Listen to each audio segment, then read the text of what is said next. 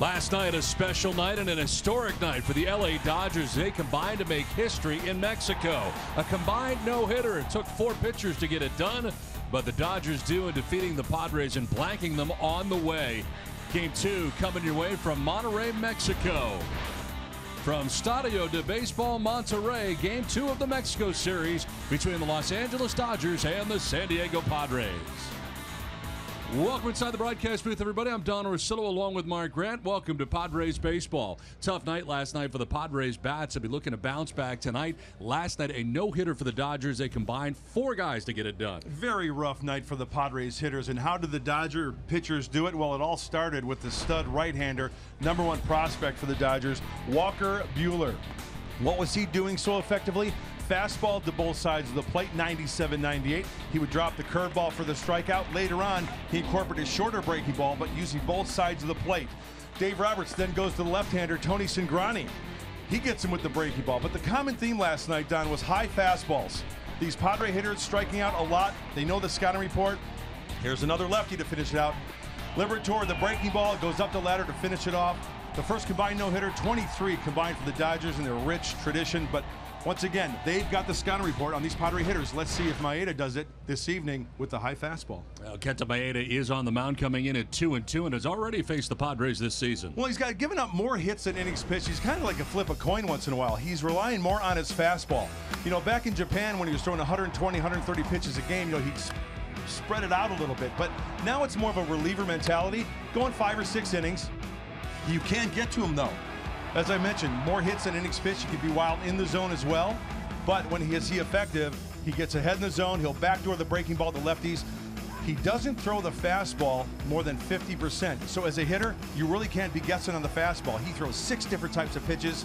So you got to look for one zone to get a hit off of Maeda. Now tonight for the Padres, it is Brian Mitchell still looking for that elusive first win. Well, the first win for Brian Mitchell, hopefully it does come tonight, because when he gets in trouble, he falls behind, elevates the breaking ball. It just kind of spins up there. And this is when the hitters just work the count to their favor. They look for the fastball. Now, that doesn't mean that Brian Mitchell cannot be effective. Oh, he can be. Why? He throws 96. When he gets ahead, strike 1, he can blow the fastball by him, the breaking ball down and in, and the 2-seamer way to the righties. Let's hope he has a good, quick first inning, because I'll tell you what, Brian Mitchell's got a 16 ERA in the first inning. He needs a good, quick first inning tonight. Let's check in with the third member of our broadcast team, Bob Scanlon, with a special guest. Thanks, Don. We're joined here by the iconic Latin broadcaster and Padres' very own Spanish broadcaster, Eduardo Ortega. Eduardo, thanks so much for joining us. There's nobody that knows the pulse of Mexican baseball better than you. How important is this event to Mexican baseball in Monterrey? Well, Bob, it's very special, and I feel so happy because bringing Padres baseball, the Padres family here again, because we feel at home, away from home. So it's very special in the history of the game, and also the way the Mexican baseball culture we can share with the world. Sure. The passion that the Mexican fan has, I mean, it seems to be off the hook. Oh, definitely, because you know the way is Mexican is 32 states, but every part of the country is here in Monterrey for this weekend because everybody loves baseball.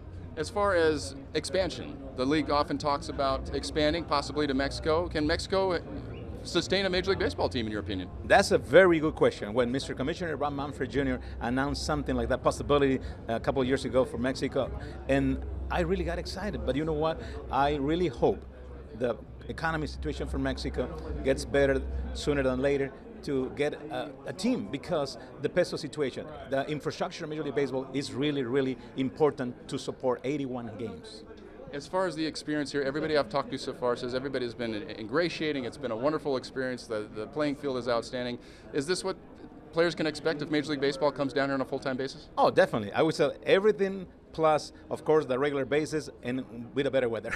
Well, hopefully better weather and a better outcome for the Padres today. Oh, we must win. Eduardo, thanks for the time. No, thank you, Bob. Saludos cordiales a todos. Don, Mark, back over to you. All right, Scan, thanks very much. Well, Mud, it has been a lot of fun here and very festive atmosphere. You know, the one thing I take from this experience, Don, is that happiness, love at the ballpark. I come to the ballpark, and you've seen it. We get off the bus, we come up to the broadcast booth. Fans, they just love being at the ballpark. People want to take their pictures with us because they watch the Padres on TV. So it's love all around the ballpark, and they love to see it in the good cheer baseball game. They know the game, they cheer it, and they have a good time here at the ballpark. Yeah, the score hasn't mattered, the rain hasn't mattered. It's been a lot of fun here for not only us, but for the teams as well. We've got 2 games left between the Padres and the Dodgers. We'll come back with more from Mexico after this.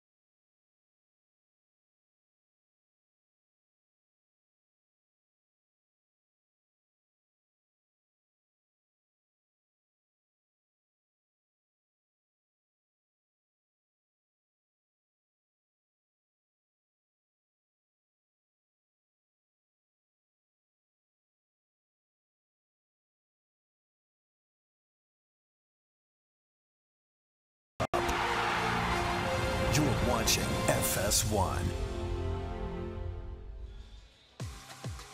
We welcome you to Estadio de Baseball Monterrey, Mexico, where the Padres and Dodgers are in the midst of a 3-game Mexico series. Game 2 between the Padres and Dodgers ready to go here. Under cloudy skies at the moment, but precipitation free, which is the important thing. Time now for the weather report, brought to you by your always sunny Honda dealers of San Diego County. 70 degrees to get it started. North breeze at 8 miles per hour. Forecast does call for occasional rain throughout the night, but hopefully nothing like last night. I mean, that was a deluge of sorts here.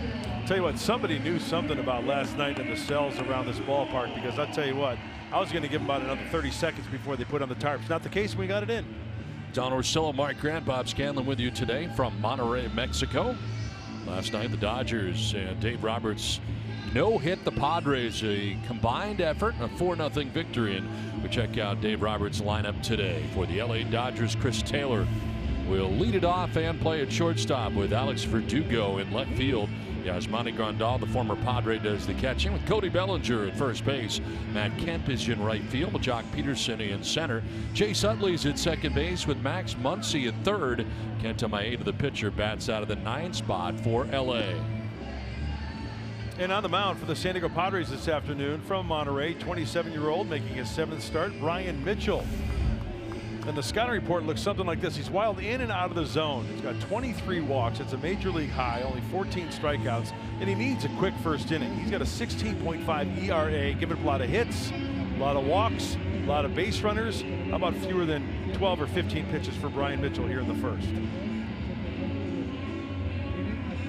And the defense behind Brian Mitchell This afternoon in left field, Jose Perella. Center field, Travis Jankowski. And right, Franchi Cordero. On the infield, from Guadalajara, Christian Villanueva. Freddy Galvis will be at shortstop. Carlos Asuaje gets the start at second base. Eric Hosmer over at first, and behind the plate, Rafi Lopez.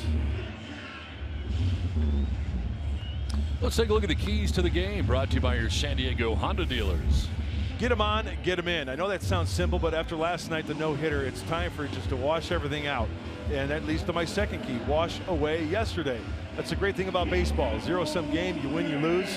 And today's a fresh start. Hopefully Brian Mitchell has a good start, and the Padres wake up those bats. And Carlos Asuaje getting his start at second base for the Padres, getting settled in on the right side here. As Chris Taylor digs in here for LA. Taylor, of course, starting every day in the absence of Corey Seager, lost for the year. Tommy John surgery. As Taylor stands in at .232, 5 homers and 11 runs batted in.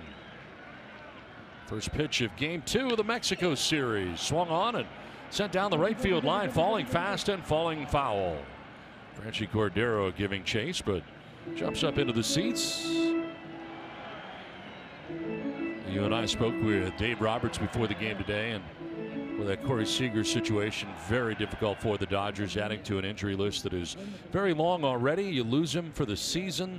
You give him the winter off, and that surgery's gone well, Dave told us, but he also told us that he's been battling it for a couple of years now.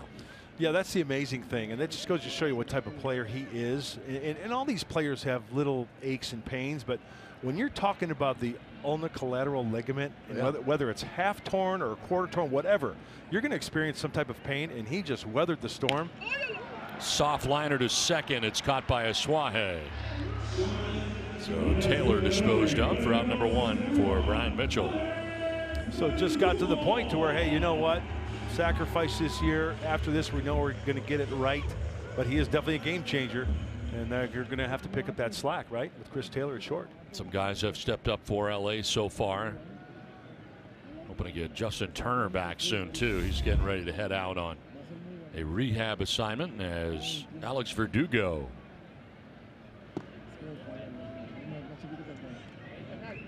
Verdugo, 381, no homers and a run batted in. Gets a start in left field for LA.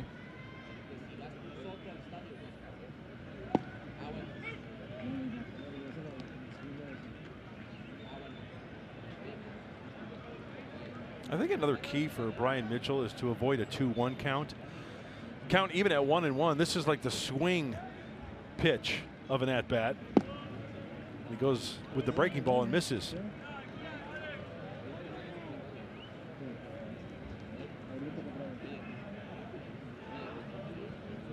As you said, very important first inning here for Brian Mitchell. Swinging it in.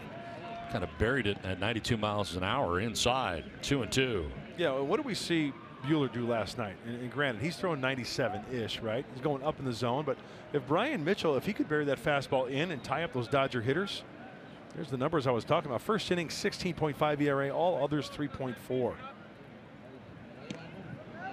See many different pitchers try to circumvent that situation and try to fix it. They start warming up earlier. They start warming up longer, trying to figure out what gets you through that first inning. I don't know what the recipe is. I've heard of everything. You know, standing in there, having a right-hander, having a left-hander, however the lineup is for the Dodgers or whatever team you're facing. So you're in the bullpen, right, and you're going to throw your last 15 pitches. Okay, guy stands in their right-handed, guy stands in their left-handed, whatever. But then I've heard guys throwing extra in the bullpen, so they tire themselves a little bit. But then again, this day and age, you're only allowed, what, 90 to 100 pitches to be effective. So no time for that. Wasting bullets. Exactly. Now payoff pitch here to Verdugo. And he lines one foul. But lunging after that pitch, may have gone after ball 4. I found it interesting. I was doing a little reading about Alex Verdugo. He played for Mexico in the WBC in 2017. So this has got to be a treat for him.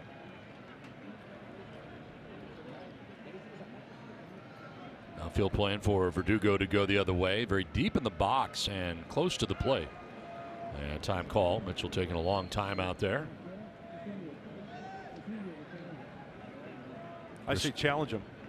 He hasn't been able to turn around a fastball. He's been late on a fastball. 10th pitch of this first inning. And he strikes him out. Elevated there. Got him to chase. First strikeout for Brian Mitchell. 2 down. Now this pitch is up and away. I'm not quite sure that he wanted it there, but it works to his advantage. As you watch Rafi Lopez, see where he set up. He wants it down and away. That looks got cutter rotation to it, or maybe even slider rotation. So 2 down here in the first inning. Yasmani Grandal. They stack it up defensively on the right side, and a full shift here for Grandal, the former Padres catcher. 286 with 4 homers and 21 runs batted in. He has feasted on Padres pitching.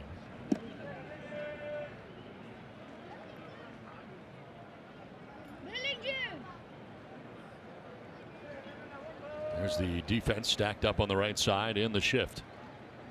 Outfield shading just the opposite way a little bit. Travis Jankowski on the shortstop side of second base. So yeah, he tries everything on the ground. He tries to hook. Now for Grandal, his 4th year with the LA Dodgers, 7th in the big leagues. And he will take a ball. Oh no, called it a strike. Late call. 3-1. Mark Wagner, home plate umpire tonight. Grandal leading National League catchers in home runs last year. Extra base hits. Full count now. 94 with a little bit of two-seam action.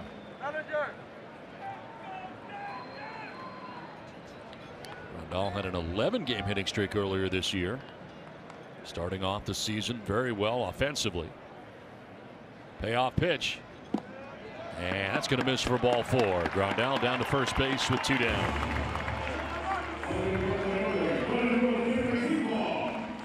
Good eye by the Dodger catcher. You know, if you're anywhere around 330 for on base percentage, you're doing well. Grandal into this game, 383 on base percentage. So 2 down, runner at first, and it brings up Cody Bellinger.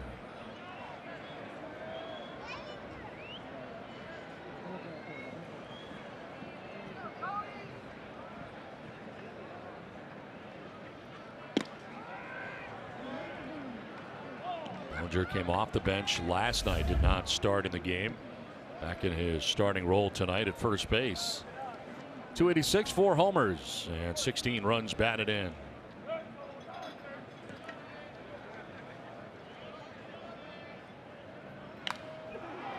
Fouls it off to the left, out of play, 1-1. Now, Don, I see a guy like Bellinger up at the plate.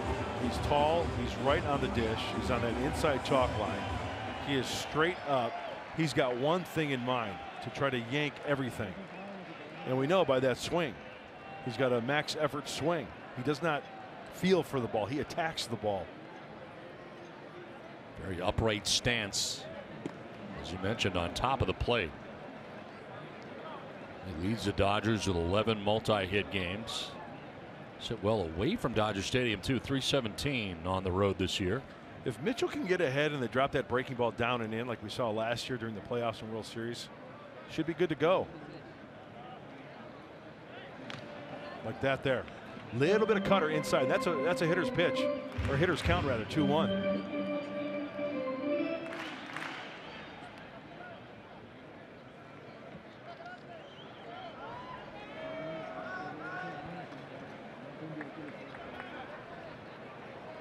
Two down, Grandal at first, and Bellinger here with a 2-2 pitch. And a swing and a miss. Struck him out. 2 strikeouts in the inning for Brian Mitchell. We head to the bottom of the first. Padres coming up.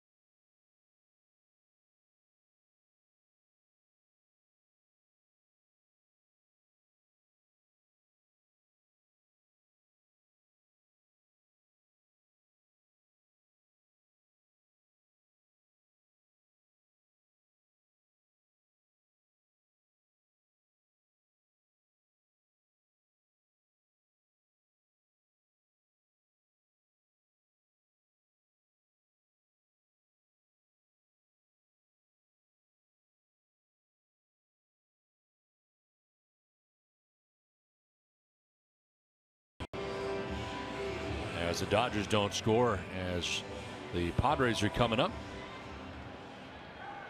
Get a look at the Padres lineup brought to you by your San Diego County Toyota dealers. Travis Jankowski in center with Eric Hosmer at first. Christian Villanueva third base. Franchi Cordero in right field. Rafi Lopez does the catching. Jose Perella in left. Freddy Galvis at short with Carlos Asuaje at second. And Brian Mitchell the pitcher. Travis Jankowski leading it off here against Kenta Maeda.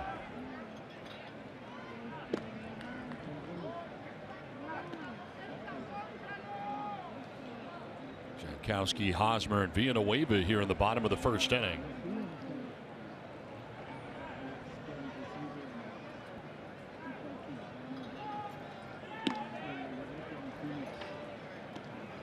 We welcome everyone joining us on FS1 from Mexico, Monterrey, Mexico to be exact. The site of Game 2 of the Mexico series between the Los Angeles Dodgers and the San Diego Padres from Estadio de Baseball Monterrey. Scoreless here in the bottom of the first inning, and Travis Jankowski leading it off and taking a strike from Kenta Maeda on the hill, making his 7th appearance, 6th start of the year for LA. 8 years in Japan. He had 1 relief appearance this year. He's working on 6 days rest, and I think that's a big point because 6 days rest. He's got a 2.3 ERA and a 1-1 record, so that extra day might come to advantage of Kenta Maeda. Dave Roberts telling us before the game that around 85 pitches is generally what he thinks about. He throws everything. He's got 6 pitches, heavy on the cutter and the fastball, and sometimes he can be wild in the zone. He can be outside the zone. I think Dave Roberts made a great point to where when Kenta was pitching in Japan, he was geared for 120, 30 pitches, right? Now it's more like a reliever's mentality where it's around 85, 90, as you mentioned, Don, and maybe 5-6 innings if you can do that.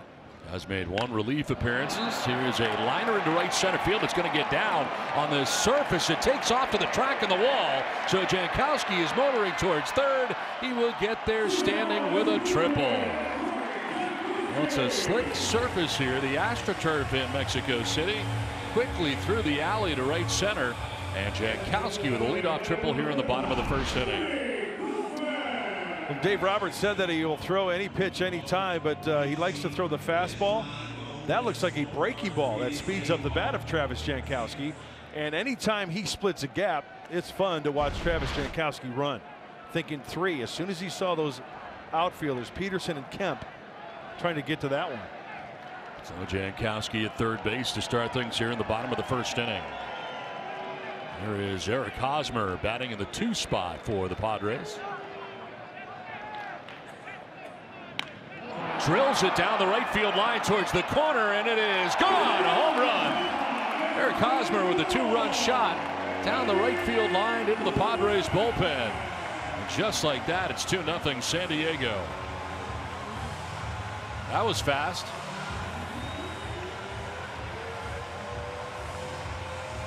Well, some frustrated Padres after being no hit here last night.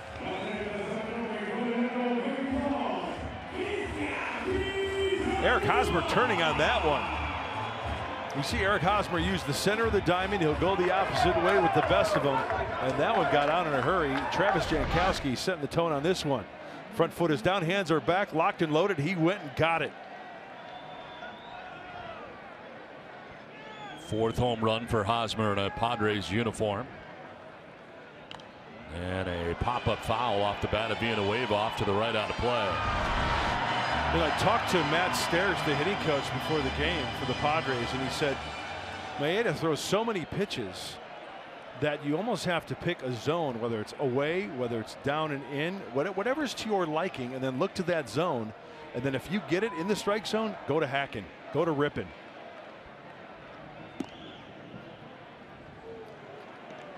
Villanueva from Guadalajara, Mexico.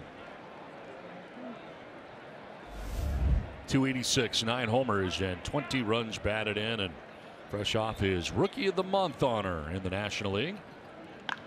Rips this foul back into the seats.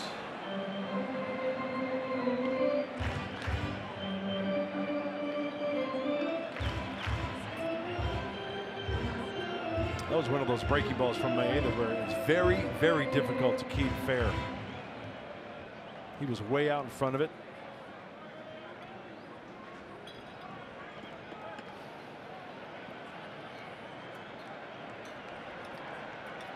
One-two pitch. That's outside. 2-2. Maeda trying to grab his bearings here. This happened pretty quickly. Gave up the leadoff triple to Jankowski and the 2-run home run by Hosmer. Now in the heart of this Padres order with Villanueva now and Franchy Cordero next. Kind of yanked that down and away.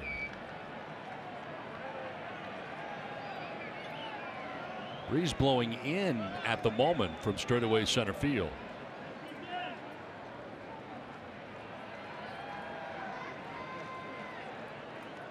Sixth start for Maeda. Yeah, I think the long home run off of Hosmer, that line drive, played well. Fly ball out to right field, and Matt Kemp will make the catch for the first out here in the bottom of the first inning.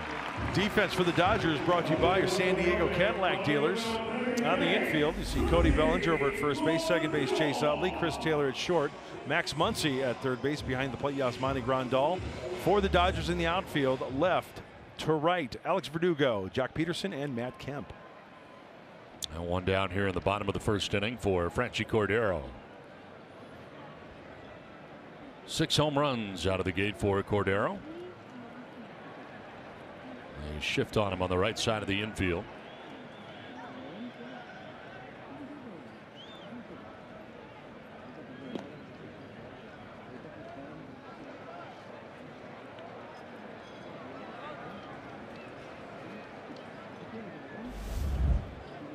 Eight consecutive games Cordero has reached base safely. Look at the numbers along with a .520 slugging percentage.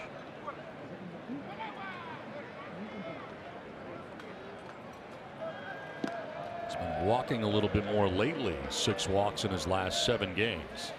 Yeah, laying off that high heat too, huh? We've seen that recently. Because word travels quickly. Opposing pitchers were getting in there, getting up and in, swinging and missing. That's the pitch he's got to crush there. Snapped a career high 6-game hitting streak here last night, going 0 for 2, but then again he was not alone. As far as not getting hits, nobody did for the Padres in last night's game. Slowly hits to first base where Bellinger will take it himself to the bag for out number 2. That looked like a little changeup or a split finger from Maeda. I mentioned 6 pitches. 4-seamer slider, changeup, curveball, cutter, sinker. Just to reiterate about Dave Roberts, Don, he mentioned that he attacks more with the fastball in the zone, although Maeda doesn't throw the fastball much more than 50% of the time because he's got all those other pitches. Curveball first pitch, changeup first pitch, just to mix it up. Now Rafi Lopez starting back-to-back games behind the dish for the Padres, and 0 for 5 this year in the big leagues. Spent the bulk of this year at AAA El Paso. Padres starting catcher Austin Hedges currently on the DL. Inflammation in his elbow, some elbow tendonitis, the reason for him being placed on the DL. So A.J. Ellis and Rafi Lopez sharing the duties. Likely see A.J. Ellis start the day game tomorrow. Nice to see Rafi get some reps.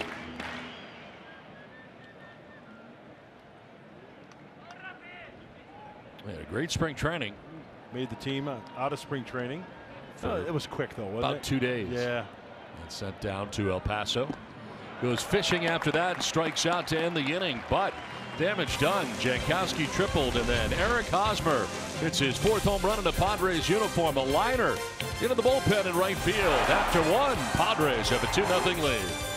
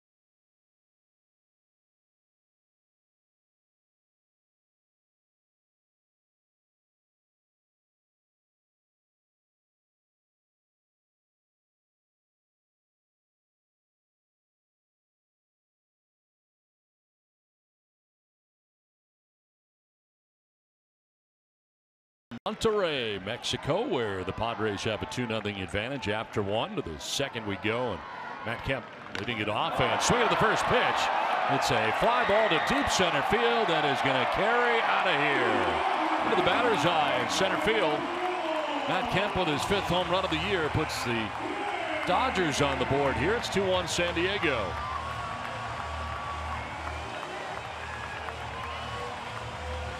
I was just about to mention, if anybody needed a bounce-back inning after scoring 2 runs, a quick second inning, it's Brian Mitchell. But Matt Kemp is thinking, I'm going to get a pitch, I'm going to whack at it. And he got one to his liking.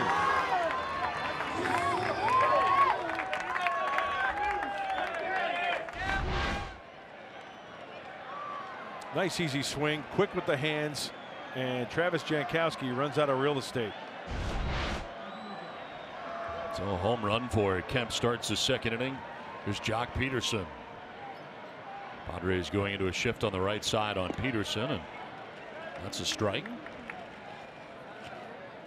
Peterson came off the bench to pinch hit in last night's game, and it's a start here tonight at .254 with a home run and 13 runs batted in. Shows bunt.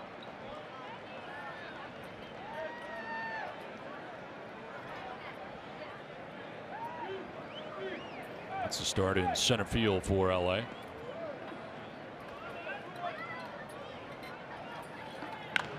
Chops it to first. Hosmer just kind of waved at it off the glove to slow it down into right field, and Peterson aboard at first.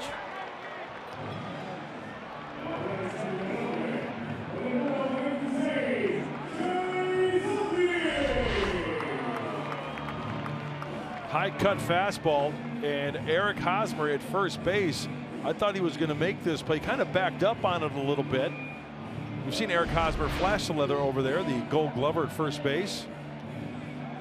I don't know whether he wanted to play the big hop or was caught in between, going to the short hop, then decided the big hop, and it got by him.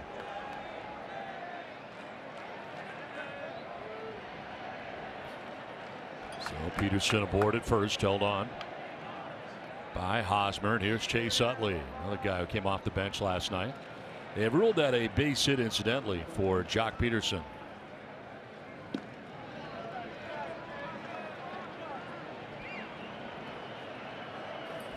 Utley at .275 with a home run, 11 runs batted in.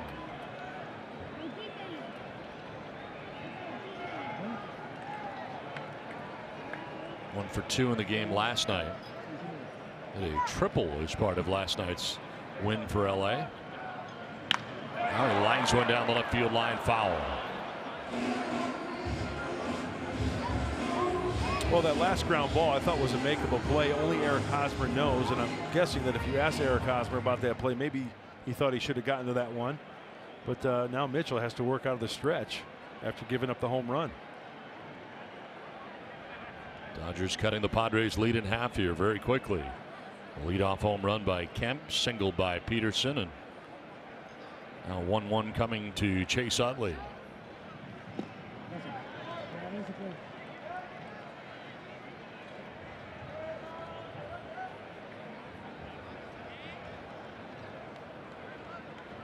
Here's a guy who always bears down, Chase Utley. Never, ever gives away an at-bat. Can foul off pitches with the best of them. Great command of the strike zone, hand-eye coordination.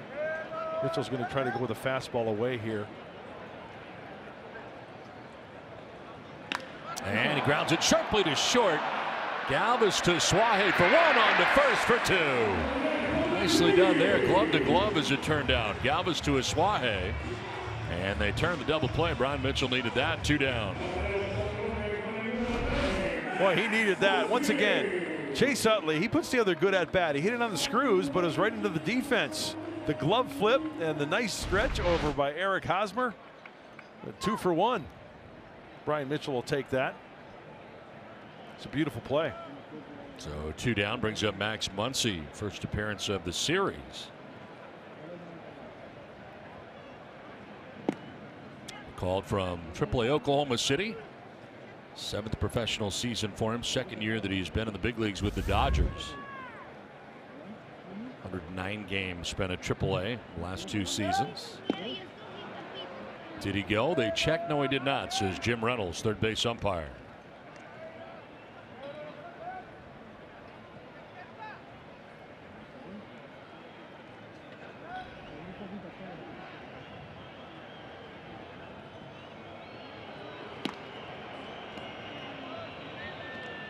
Brian Mitchell, been well documented, has struggled in the Padres rotation. Comes in 0-3 with a 6.07 earned run average. His 7th start in a Padres uniform. You know, when he's effective, Don, you know, he throws the cutter, he throws the fastball as well. He can throw that cutter on the outside part of the plate to a lefty and get that outside corner to backdoor it. Hitters will give up on that. And then he can counter down and in by that back foot with the breaking ball. Oh, he wanted to. Talked about it off the top. Needs to stay away from walking people. And here he is in a full count scenario. Yeah, you want to avoid deep counts. More walks than strikeouts prior to this game for Brian Mitchell. That is ball 4, and there it is. First free pass served up by Brian Mitchell. There were over 42,000 hits in the 2017 season.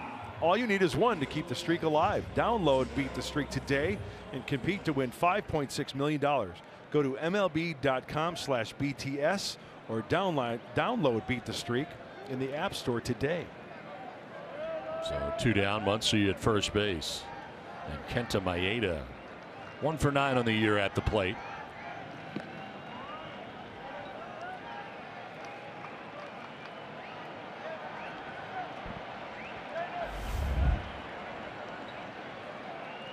.124 in his career, 3rd big league season for Maeda. Does have a home run.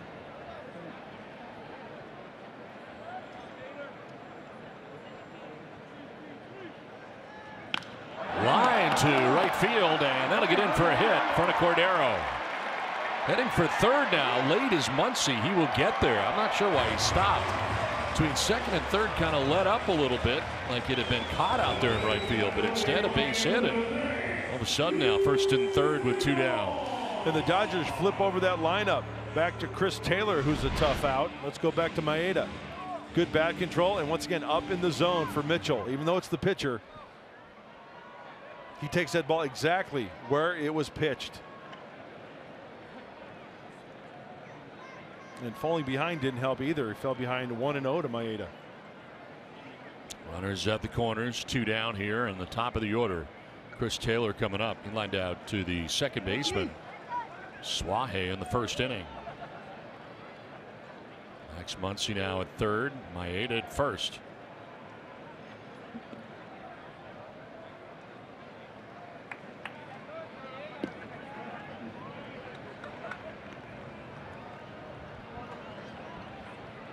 A 2-out walk by Brian Mitchell to Max Muncy allowed this inning to continue. 1 of 2 walks allowed by Mitchell. Yeah, that's the frustrating thing, especially the number 8 spot. I mean, don't get me wrong, 1 through 8, 1 through 9, they got a bat in their hand. They can do damage. He made a good pitch. Defense made a great play for him. Now that lineup is flipped over again with runners at the corners.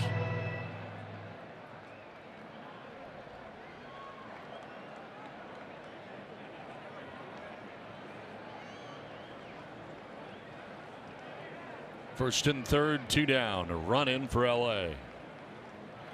And Taylor will tie this game with a base hit into left field. Coming from 3rd is Max Muncy, and it's 2-2. A 2-out RBI single for Chris Taylor. Darren Ballsy, the pitching coach for the Padres, headed out. Well, I'm sure that Chris Taylor, when he got word about Corey Seager, you know, nobody likes to see a teammate get hurt or be out for the season, but he will gladly take that role at shortstop and do the best he can with the glove, because he can do it with the wood as well. He turned on that pitch nicely. He hit the ball hard in the 1st inning, but lined out to the second baseman. So he keeps the inning alive. 1st and 2nd, 2 down. 2 runs in, a 2-2 game now, and brings up Alex Verdugo.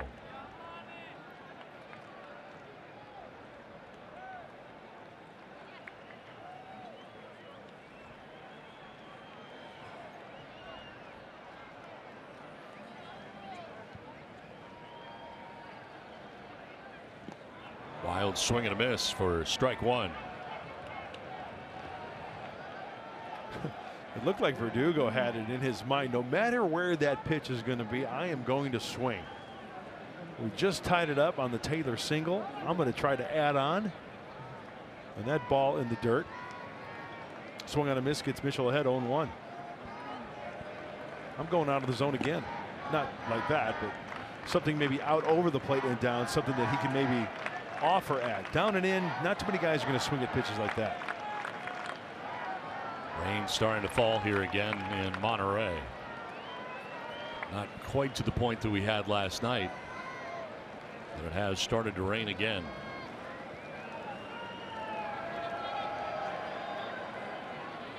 One pitch.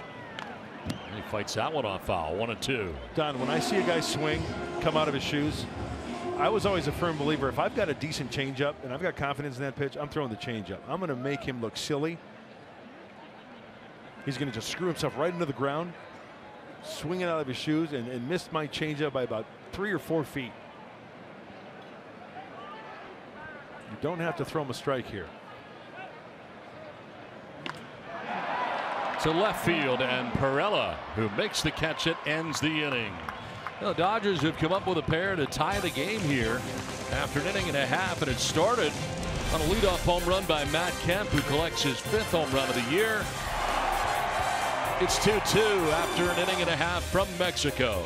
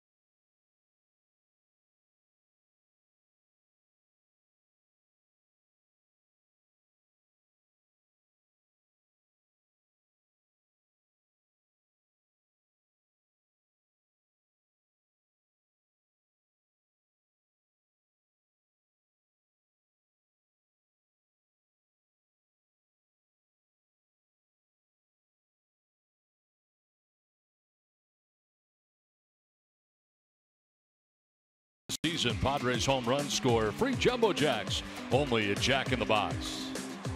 By Petco, the pet company. And by Arco, quality top tier gas for less. Well, sights and sounds from the first day in Mexico here. Christian Villanueva coming to his country. How precious is that shot right there? That's a good one. Rain falling here now in Monterey as we play along to the bottom of the second inning. Padres got 2 in the bottom of the first. Dodgers get 2 in the top of the second, and come the Padres in the bottom of the second inning. 6, 7, and 8. Perella, Galvis, and a Suaje.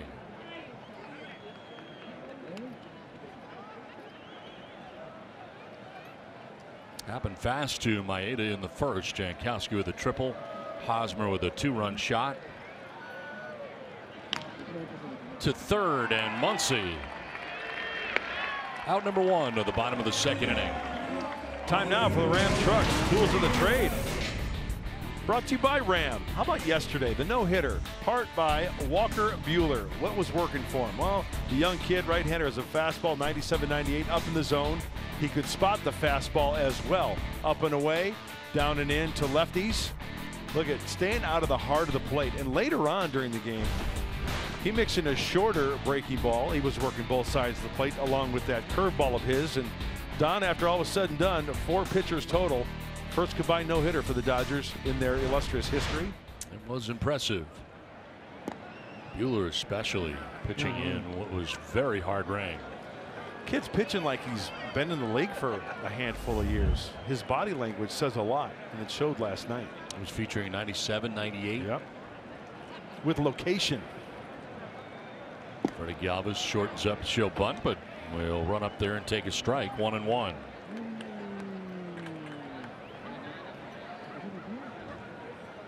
Four in a row retired by Maeda after the 2-run home run by Eric Hosmer in the first. Now Galvis sends one out to right center field. That ball will one-hop the wall and on that hard surface jump up into the seats for a ground rule double. Third hit for the Padres. They've all been extra base hits. Well, the Padres need to get on the board and keep adding on. They are 0-4 against the Dodgers this year. Have yet to win against Dodger Blue. That's a good way to start it here. After one out for Freddy Galvis. Goes after a pitch and out in front of it and splits that gap.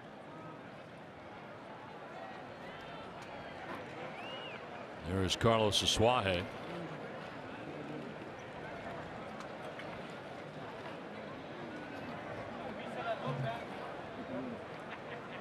Playing time has been hard to come by lately for Carlos.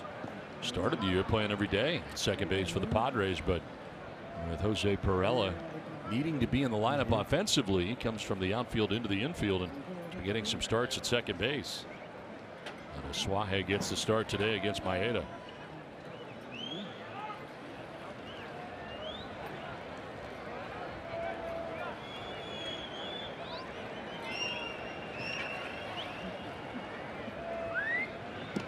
Yeah, it's tough for any player when you get some regular playing time. Then all of a sudden you're kind of on the bench and getting pinch hits here, maybe defense later, but in the middle of a 0-for-15 streak right now for Asuaje.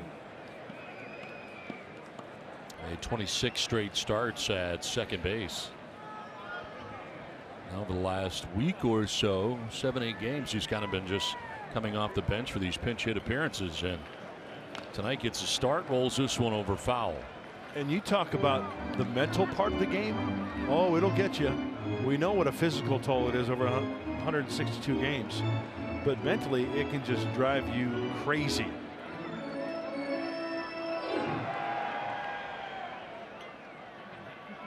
Well, this crowd in Mexico City certainly ready here for the rain. All the rain gear here last night, ready for it again tonight.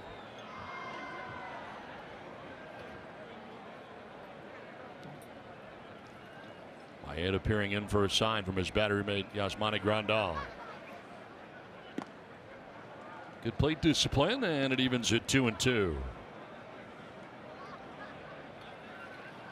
Next pitch will be the 30th of this game for Maeda. Galvis at second with one away. Checking the defense in the outfield in case the ball is hit that way. He knows where everybody's at, and then he can get the sign from Glenn Hoffman at third base, whether it's to go or stay at third. Protecting the plate, sends this one foul off to the upper deck.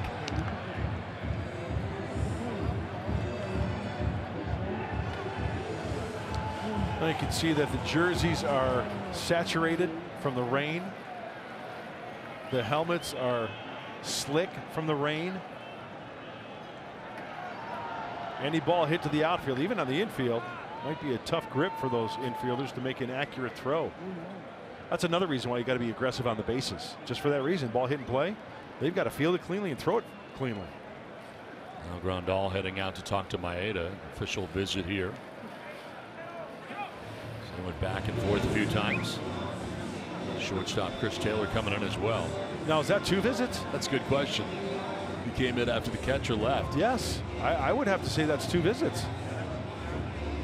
Well, only charging him with one, Mark Wegner, home plate umpire. Yeah.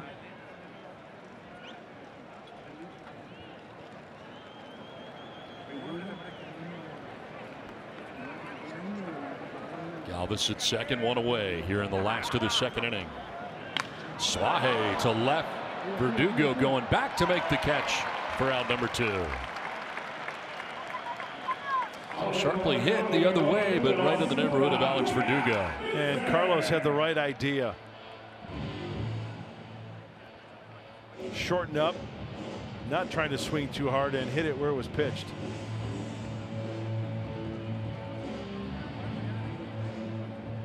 Two down, runner at second, and here's the pitcher for the Padres, Brian Mitchell. Bats out of the 9 spot. And 1 for 7 at the plate so far this year for the Padres. Got that open stance. Down the left field line. This one is headed foul. Well, that mud's starting to clump up underneath the cleats now. Been raining the entire inning. Freddy Galvis going back to third base. He was on the turf and he was shuffling his feet to get all that dirt off his cleats. And then you're right back on the dirt, and it just builds up right again. And a lot of drying agent on the field last night. They worked on it between innings quite a bit throughout the evening.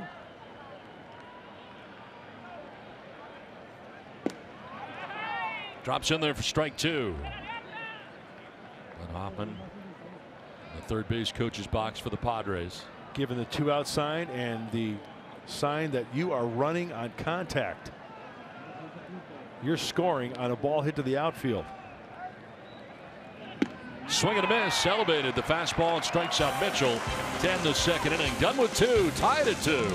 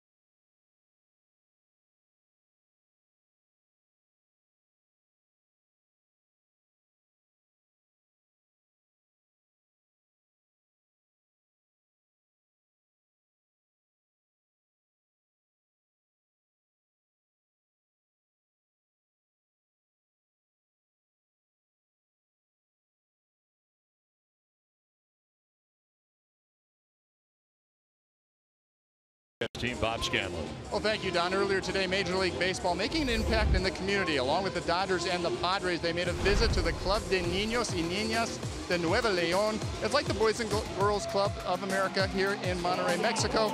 It was at the computer center. They gave away computers, they gave away printers, and other things that they could use to try to help the kids, try to encourage them, and continue to support youth and education here in Monterrey, Mexico. Major League Baseball not only enjoying the field here, guys, but also making a difference in the community. Back up to you. All right, Bob, thanks very much.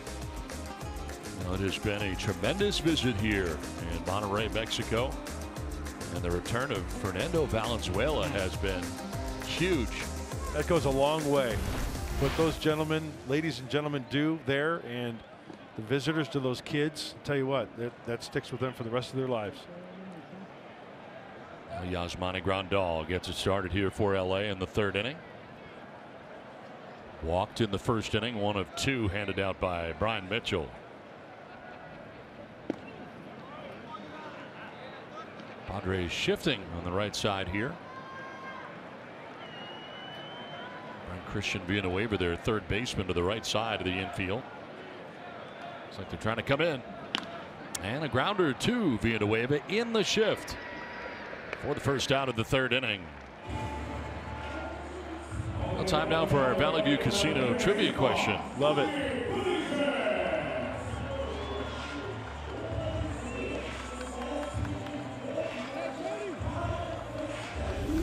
What is the MLB record for most pitchers used in a combined no-hitter? Tweet us your answers by the end of the inning using hashtag Valley View Trivia. That's a good one. Last night, Dodgers used 4. It just came to me. I think I know what it is, but I'm not going to say. Cody Bellinger batting here for the 2nd time. Struck out swinging in the 1st inning.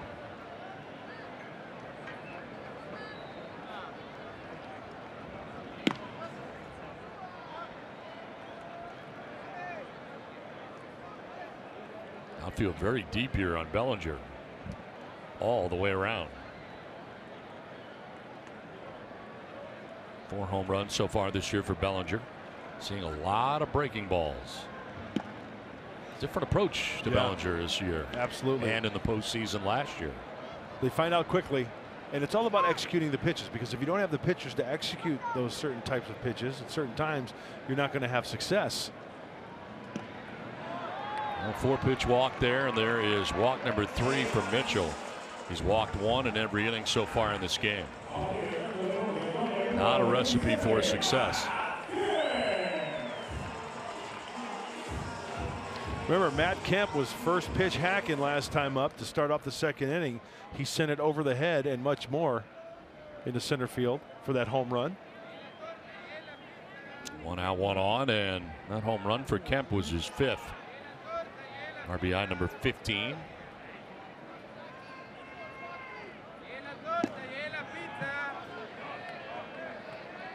Framed by Lopez, but called a ball.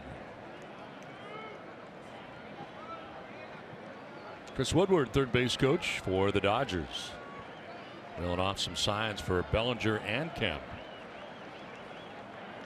Diving back at first, Bellinger.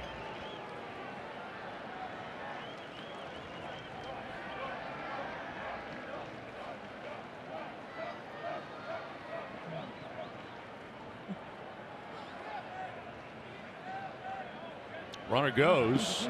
Kemp takes it, and the throw from Lopez will be late. Bellinger steals 2nd base.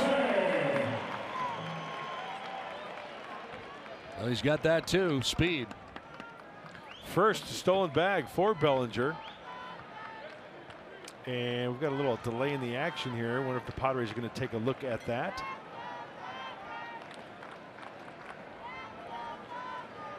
Looks like they are not. Let's check out the jump. It's a wet track out there, but pretty good jump right there. There's the flash look. Matt Kemp took the pitch, and looks like he got his hand on the bag there before the tag.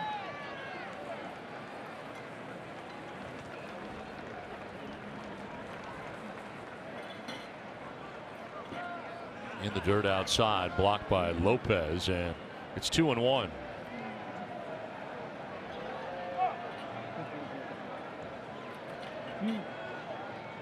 There is action in the Padres pen.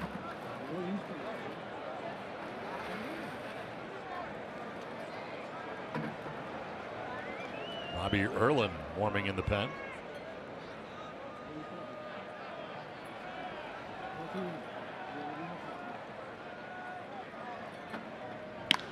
Line to left center. It's going to get in for a hit. Bellinger being waved around. He will score the go-ahead run. It's another RBI for Matt Kemp as the Dodgers jump on top 3-2.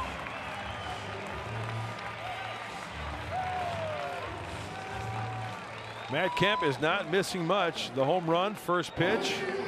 Saw a couple pitches from Mitchell. Runner in scoring position. No, he's short and quick. He got his hands in nicely, sending it over the head of Freddy Galvis to have the Dodgers tack on another run.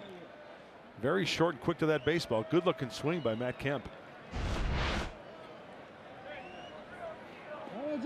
Now Lopez has been sent out to buy some time here.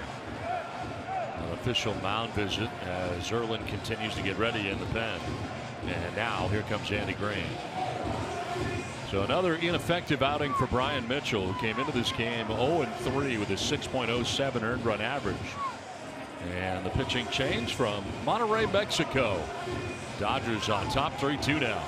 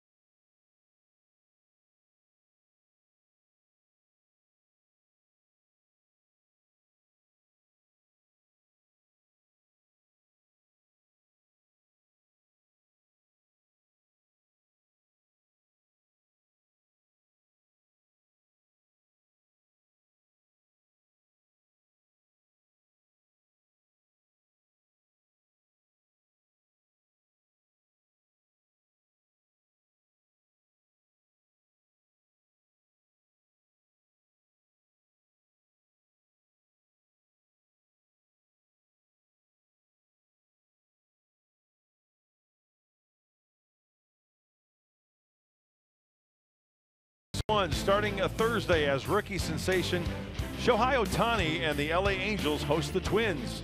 Then next Saturday, Bryce Harper leads the Nationals in a matchup with the Diamondbacks. Catch all the action on FS1 or stream it live on Fox Sports Go. Robbie Erlin comes into this game for the Padres after 2 1/3 from Brian Mitchell. 55 pitches for Mitchell before departing and responsible for Kemp at first. Very frustrating for Brian Mitchell and the Padres, and now Robbie Erlin comes into a ball game. You might see him toss a few frames. He's got to stop the bleeding here with 1 out and a runner aboard, so it'll be lefty on lefty. Jock Peterson swinging away, lifts a fly ball to shallow left. Perella coming in, still coming in, and he'll make the basket catch. Fires to first, could be 2, and it will be 2. Matt Kemp was off the bag at first and could not get back as Hosmer applies the tag after Jock Peterson is retired by Perella coming in on the basket catch. See if they're going to challenge this at first base. On the run, that throw from Perella off the mark, and Hosmer applies the tag, and the Dodgers will not challenge. Ends the inning. LA pulls ahead 3-2.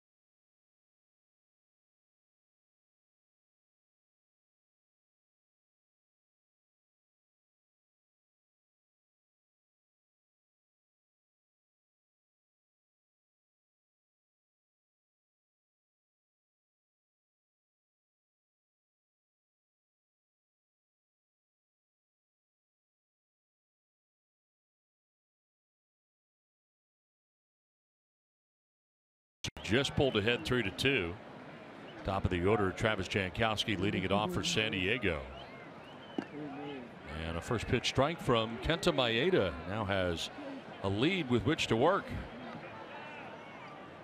Jankowski, Hosmer, and Villanueva scheduled to bat here in the third inning. Jankowski in the first tripled with a gap in right center field. He would come around and score on the 2-run home run, a line drive home run by the Padres first baseman Eric Hosmer into the bullpen.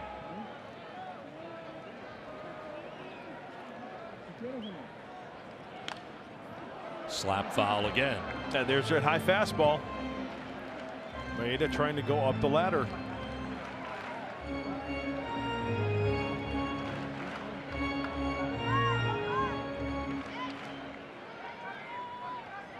Maeda's allowed 3 hits, all extra base hits, triple, home run, and a double.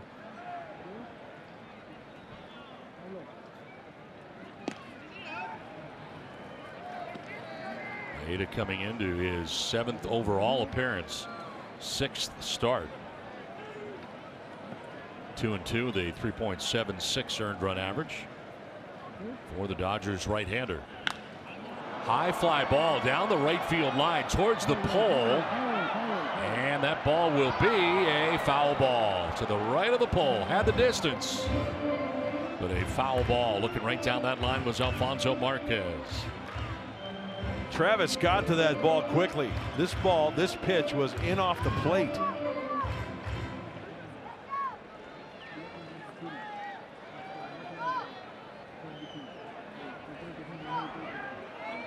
Now let's see if Maeda counters with something soft down and away after trying to bust it inside.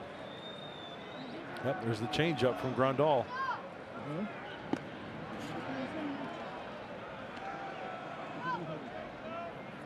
40 pitches so far for Maeda.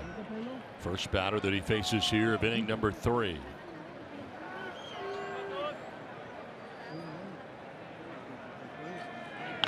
On the ground, softly hit towards Utley at second base. 1 down.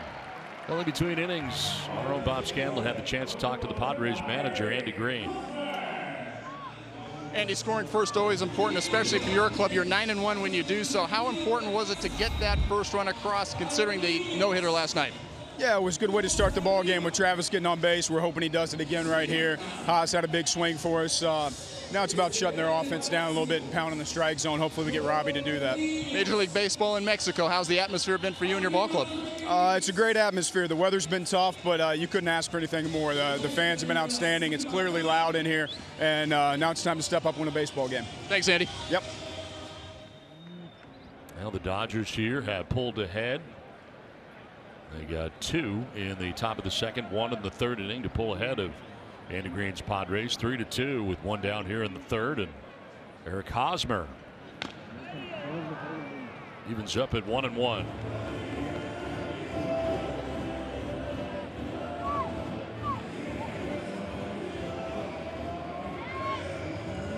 Notice how Andy Green mentioned about Robbie early wanting to pound the strike zone, right?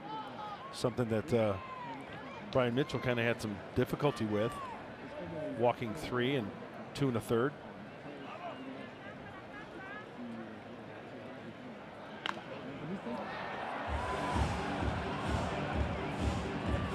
Time for the Kia drive to success. NL leaders highest OPS last 7 days. Hosmer 1.300. Homer Defoe of the Nats and Matt Adams of the Nats, a former Cardinal, top in that category. On base percentage and slugging combined. A lot of extra base hits, some homers mixed in, some walks, the whole shooting match. It's all about getting on base any way you can. And if you have a double here, a triple there, maybe a round triple like Hosmer earlier, just it's a feather in your cap. Swing and a miss. Changed up on him, and that is the 3rd strikeout for Maeda. 2 down. That's the split change from Maeda. The key there, the arm swing. The arm swing and the arm speed. And that'll bring any hitter down to a knee. And here it is, just tumbling up there out of the zone. perfectly executed by Maeda. 2 down in the 3rd inning for Christian Villanueva. Flight out to right in the 1st. Lifts it foul off to the right out of play into the upper deck. Notable Padres born in Mexico, including gentleman on the right side right now in the batter's box, Christian Villanueva. Benny Castilla, who we just saw. The Colorado Rockies coaching staff.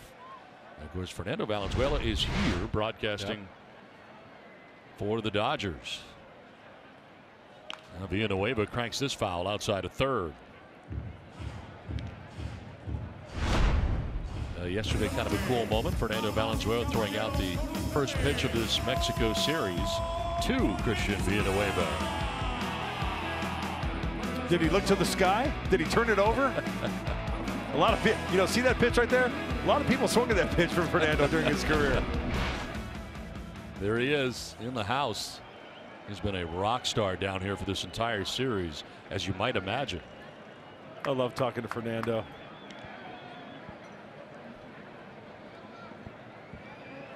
He's like the Pied Piper, isn't he? I mean, he goes out and everybody's just following him, wanting a picture or an autograph. People lined up behind our broadcasting area here, which is a very small hallway, and they're out there waiting. 50th pitch for Maeda, and it'll miss. 2-2.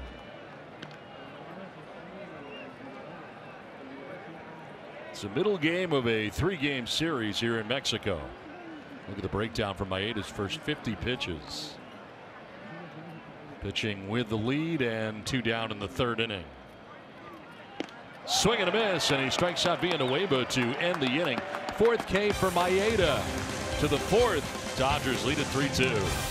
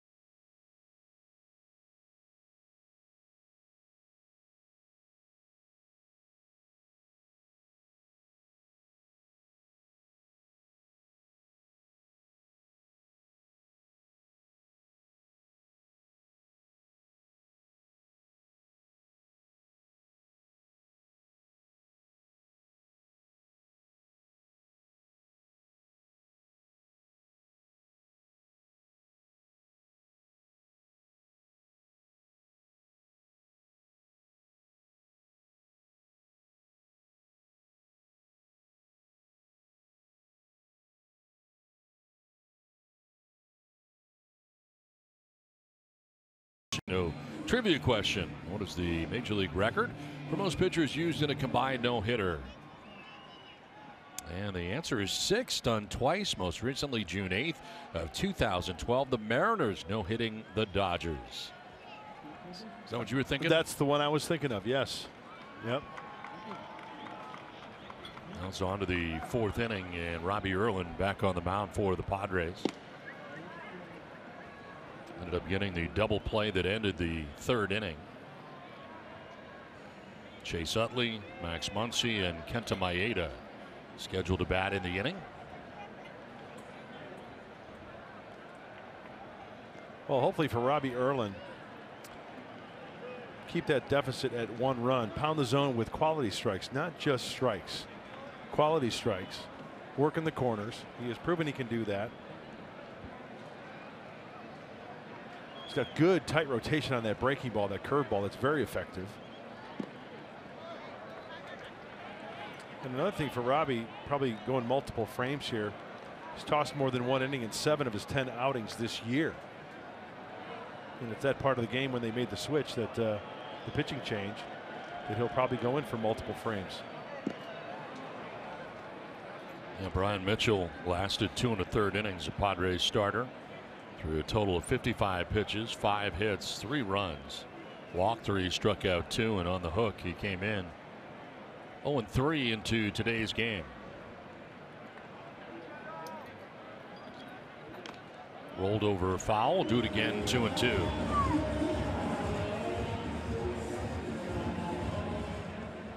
Padres are currently shifting on Chase Utley, who bounced into the 6-4-3 double play in the 2nd inning. One of 2 double plays the Padres have in the game. That's ball 3.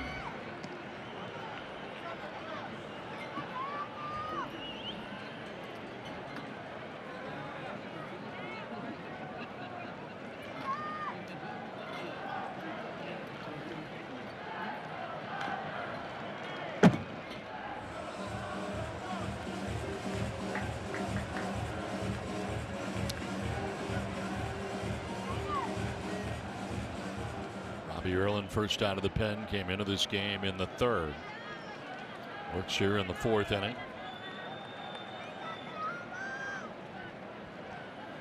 His longest tenured Padres pitcher. This one grounded foul. No, fair down the first base line, and Hosmer taking himself, straddled that line all the way down, and Utley's out number 1. Scott's Pitch, Hit, and Run is Major League Baseball's free skills competition for boys and girls aged 7 to 14. Hey, find a free competition in your local community at pitchhitrun.com. Show off those skills. 1 down here in the 4th inning for Max Muncy. Muncy walked and came around to score the 2nd Dodgers run.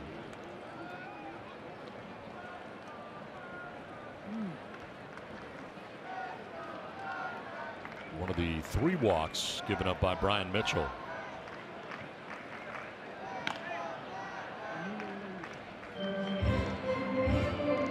He called up on April 17th from AAA Oklahoma City. 7th professional season, parts of 2 years now in the big leagues with LA.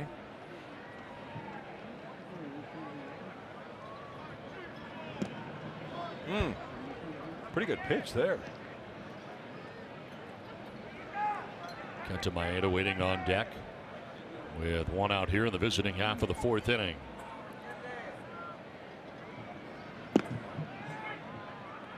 Let's call that time.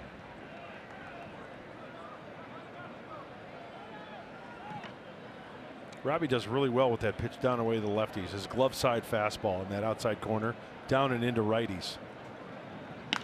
On the ground and through the left side into left field, a base hit for Muncy.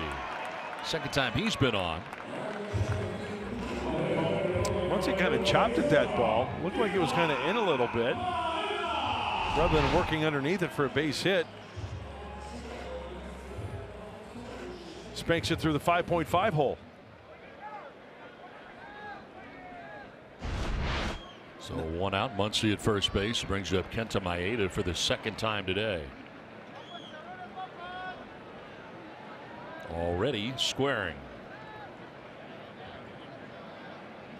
Charging from the corner as he pulls it back, grounds it back to the mound. Erlin to 2nd for 1, to 1st for 2. That worked out great. 3rd double play turned by the Padres today, and initiated by their pitcher Robbie Erlin. Wraps up the top of the 4th inning, 3-2 LA.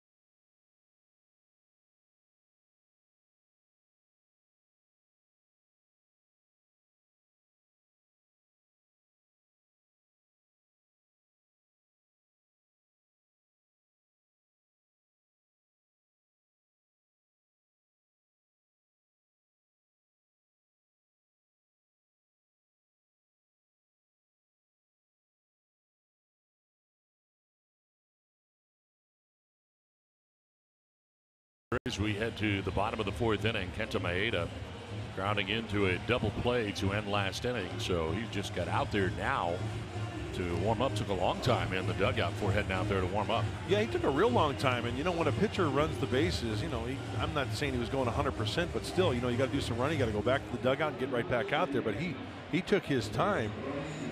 I mean, a long time, as you mentioned. And, you know, maybe, hopefully the ground isn't that wet to where he can still get some good footing for both pitchers. And maybe his legs are a little heavy from running, too, going right out to that mound. What a day yesterday was around Major League Baseball. Albert Pujols becoming the 32nd member of the 3,000 hit club. 4th player only 3,000 hits and 600 home runs. Garrett Cole continues to roll right along. One hitter versus the Diamondbacks. And the LA Dodgers, of course, doing what they did here against the Padres. 23rd no-hitter in franchise history. 12th combined no-hitter in Major League history. And the first for the Dodgers. 4 of them combining. That was quite a day in Major League Baseball. Now Frenchie Cordero leads it off here in the bottom of the 4th inning. Showing bunt, but taking a ball high. Dodgers are stacked up on the right side in a shift.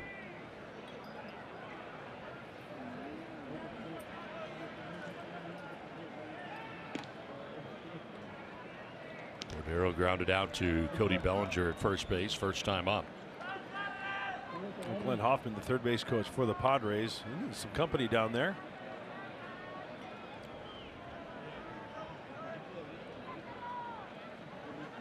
Cordero trying to push the bunt down there, but fouls it off. 2-1. Yeah, I want to see him hacking right there. Kind of doing him a favor by bunting, aren't you? Yeah, 2-0. Chances are you're going to get a good fastball. And I want Franchi to put an aggressive swing on it, maybe find a gap standing on second base, or better yet, hit one out of the ball yard.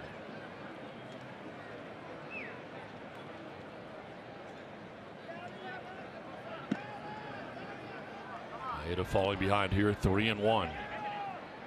He's retired 5 in a row. 4 strikeouts, not walked anybody. But down here, 3-1 to the leadoff hitter in the bottom of the 4th inning. Goes the fastball away. Takes ball 4, and Cordero aboard here to begin things in the 4th inning. First walk allowed by Maeda. We'll bring up Rafi Lopez.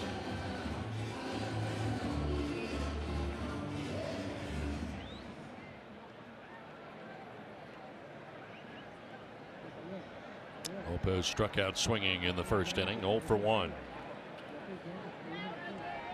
And with that shift on for the Dodgers, Chris Taylor is the lone fielder on the left side. The Dodgers shortstop.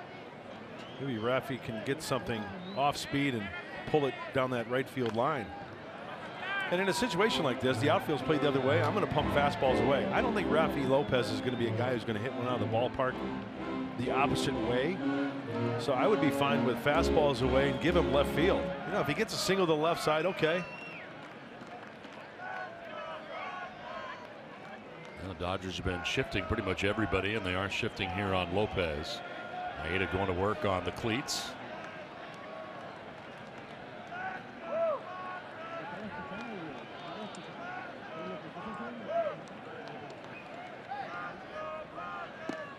Outside, 1-1 to Lopez.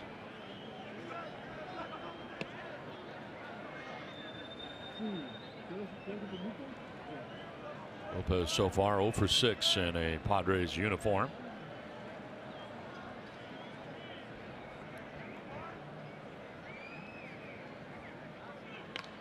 Reaches out and pokes it foul.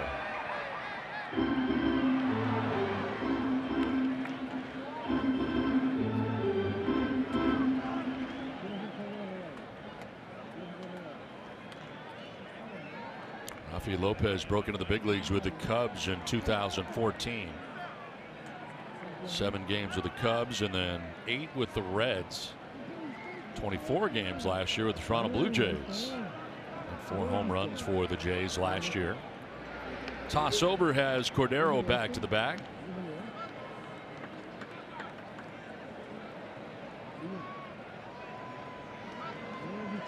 Rafi Lopez, born in Philadelphia, resides in St. Louis.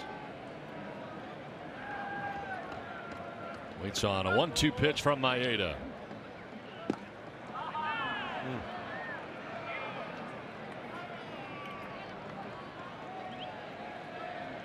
You can see he's giving him left field. That's off the plate just a little bit. Grandal tried to bring it back.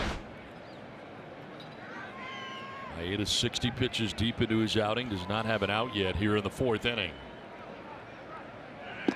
Swing and a miss as Lopez comes out of his shoes after that pitch.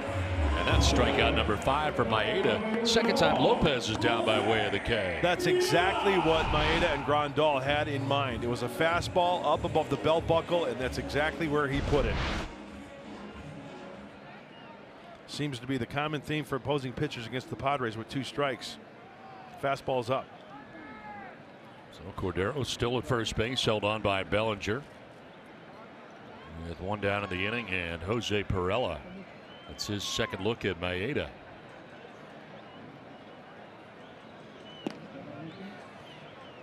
Perella grounded out to third base in the 2nd inning, 0 for 1. Well, hit at 288 with the Padres last year. So far at 246. Game 34 of the year for the Padres. Runner goes, pitch swung on a miss, throw down, will get into center field, so Cordero hops up and heads for third base. He'll get there without a problem. There's going to be hitter's interference here, and they're going to send Cordero all the way back to first base. Perella got in the way, apparently.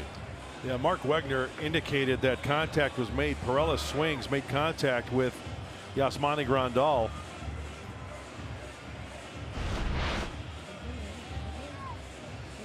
Now Andy Green out in front of the dugout having a discussion with home plate umpire Mark Wegner. His swing carries him over, and the bat hits the back of Grandal, and that's right there, interference. You see that ball hit him in the back, or the bat rather. The bat rather.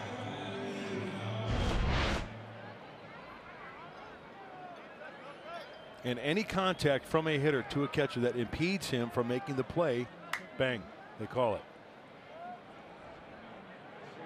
So Cordero at first base. Bad break there for the Padres.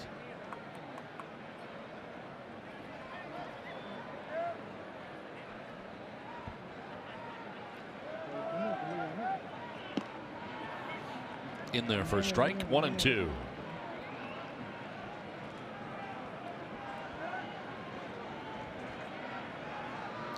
Batting out of the 6th spot. Freddy Galvis, veteran shortstop, waiting on deck for San Diego here in the 4th inning.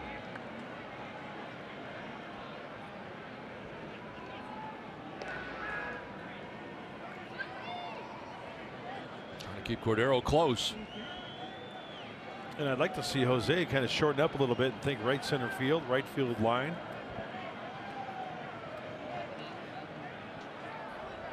Grandal wants the fastball away. Way away. 2-2. Nice play there by Grandal to get that.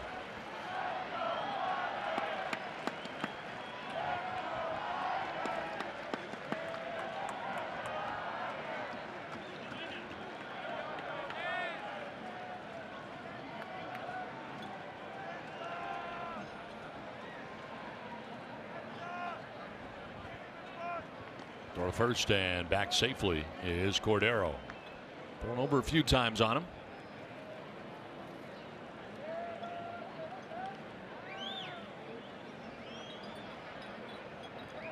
Padres batting here in the home half of the 4th inning, trailing 3-2. Leadoff walk by Franchi Cordero. Rafi Lopez struck out. Now another check, and that one a little closer. Maeda very quick with his feet, spinning on his feet and then throwing that dart over to first base. Very key for a pitcher to not have that big arm swing like you're throwing to the plate. How close was it? Dives towards the outside part of the bag. Well, that was close.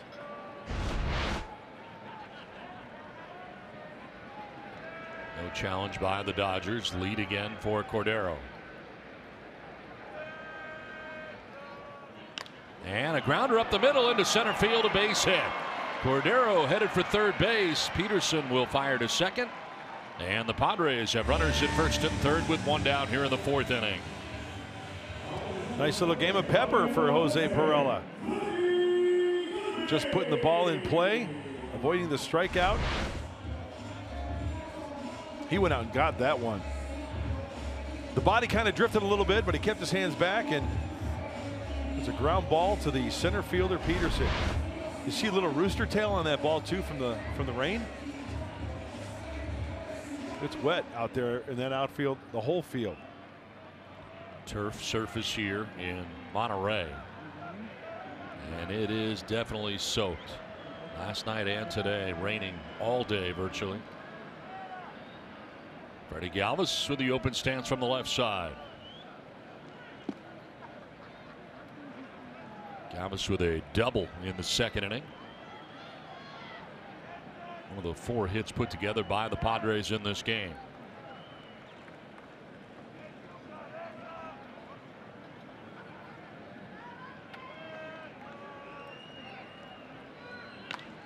Fly ball down the left field line. Verdugo headed for foul ground. Still going and into a slide. Verdugo makes the catch. Tagging and scoring from third is Cordero. And the Padres tie the score. What a catch down there by Verdugo, but costly that the Padres are able to tie it up. As tagging up was Cordero to get in. Boy, great concentration from Verdugo, breaking it down, and a heads-up play. Glenn Hoffman, fewer than 2 outs, runner at third. You got to tag up. There's Franchi. He is tagging up. That is a long run. 2 flash looks. And at that point, Franchi is coming in to score. So Perella still at first base, 2 down, and Carlos Asuaje.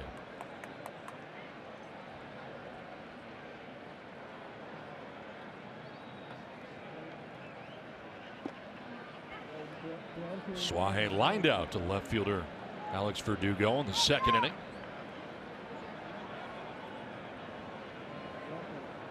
Pitch 70 coming up for Maeda.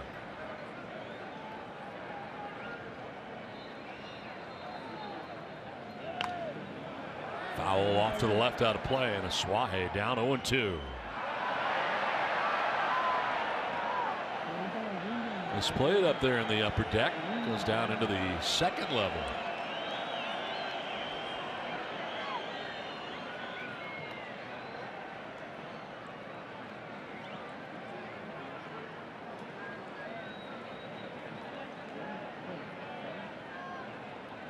Throw over, and Perella dives back safely.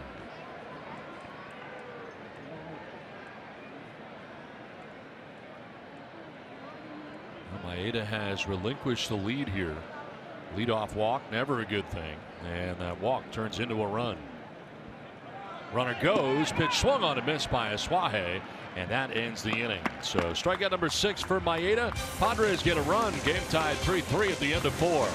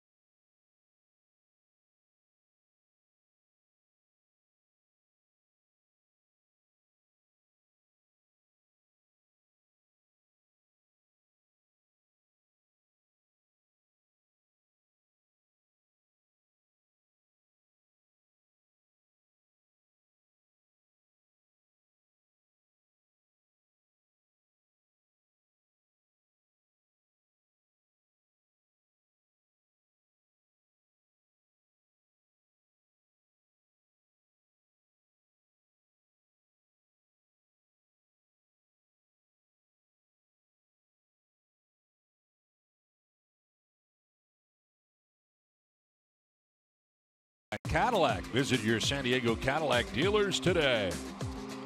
By Petco, the pet company. And by Sequan Casino, opening in 2019. Sequan's brand new 300-room resort and hotel. Welcome you back to the Mexico Series in Monterrey. Estadio de Baseball Monterrey. Rain-soaked crowd here, has been for each of the first 2 games, and after some standing water started to develop around the mound and the home plate area, grounds crew has been out in between innings working on the mound and the home plate area. You know what's great about this whole experience? I mean, look at the crowd. I mean, they are braving the elements. They're wearing the rain gear. They're not letting it bother them, having a good time, enjoying a game of baseball, loving it. Yeah, they were ready for it last night and here again today. So to the Padres list earlier, here is the Dodgers list of players born in Mexico. Fernando Valenzuela, of course, here, as we mentioned earlier. Ismael Valdez, a former Padre, as well on that notable Dodger list, born in Mexico. Well, back in 1996, first game highlights when Fernando was a Padre throwing out the first pitch, as he was about to throw out the first pitch for real. Honorary, and then did the real thing soon after that. And Fernando really enjoying this weekend.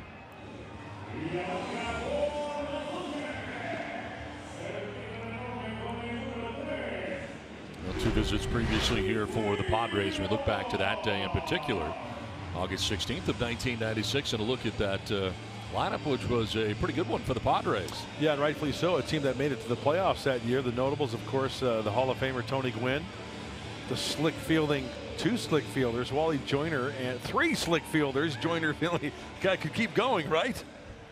Joyner, Finley, Caminetti, and of course Greg Vaughn in 1998, 2 years later, hitting 50 home runs on the season.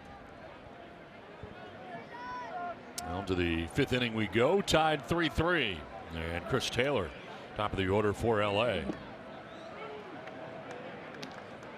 Taylor has lined out to second and singled to drive in a run. I think that first pitch breaking ball for a strike is going to work wonders for Robbie Erlin. That was a first pitch curveball for a strike to Taylor. Liner down the left field line, fair ball, headed for the corner. Perrell over to dig it out. Taylor headed for 2. And he'll get there standing at second base with a leadoff double.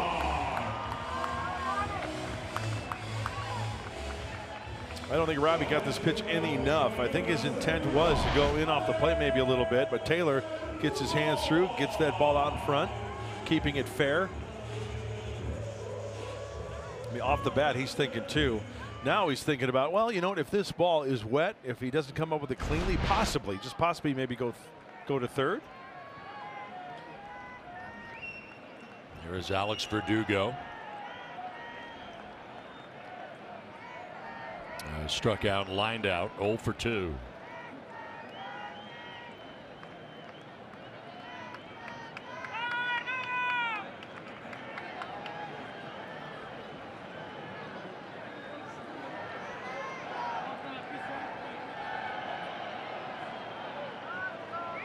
Showing bunt, dropping it down the first baseline. Erlin will flip glove to glove there to Hosmer, and the sacrifice complete as Taylor takes third base. That's good bat control right there by Verdugo, getting it done quickly.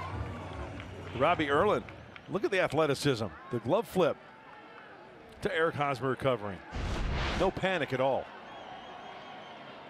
So 1-3 on the sacrifice. It gets Taylor to third base. Infield in all the way around for the Padres. And Grandal takes strike 1.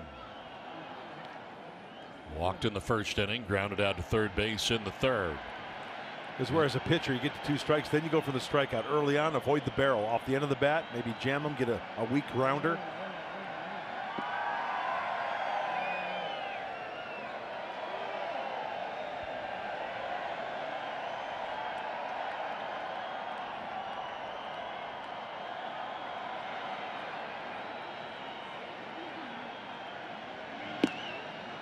That's strike 2. Grandal conferring with Mark Wegner, home plate umpire. Infield in all the way around for the Padres. Go ahead run for the Dodgers at third base with 1 out. Elevates and Grandal strikes out one after that pitch. So 2 down here in the 5th inning. First strikeout for Erlin since coming into the game. Up the ladder as soon as that's one of those where as a hitter you commit before you know it, it's right up around your chin or your nose and you can't hold up.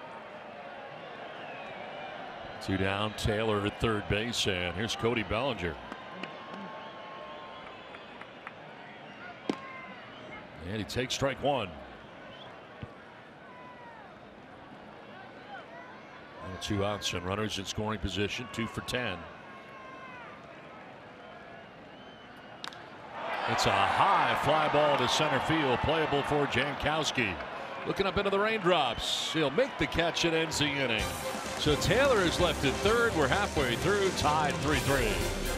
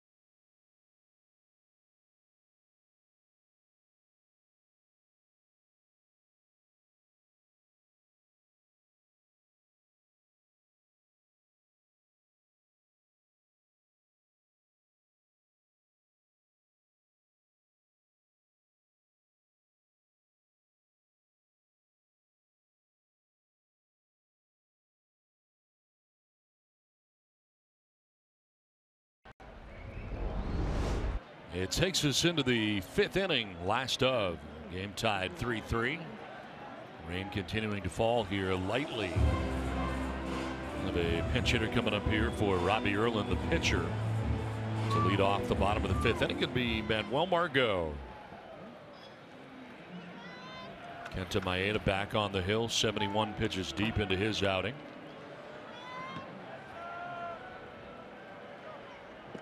Breaking ball in there for strike 1. Well, Robbie did a fine job. Yes, he did. 2 2/3, a couple of hits, no runs, no walks. That's big key, and 1 strikeout. Worked his way around a leadoff double in the 5th inning by Chris Taylor. That was huge. He was left at third base. He went to work, getting Verdugo, Grandal, and Bellinger.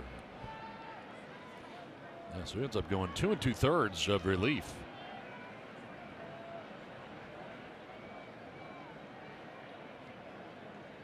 And quiets down the Dodgers offensively as this one fouled off by Margot on the bunt bid.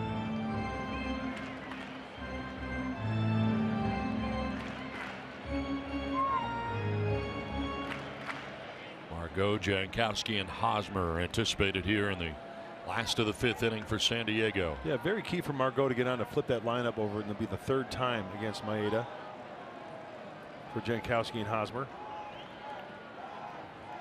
Pitch 75 for Maeda.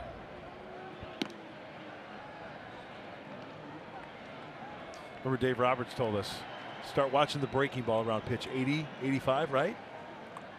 Starts to maybe flatten out a little bit.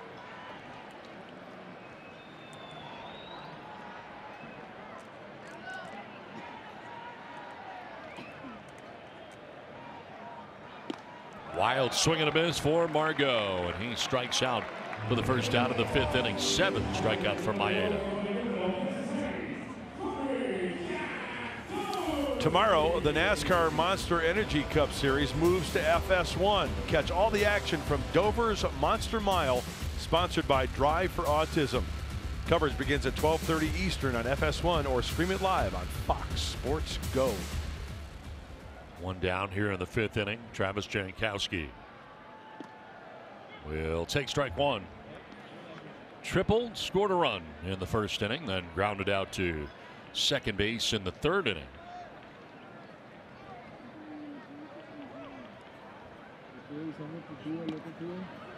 Now this is indeed 3rd time through now for Maeda.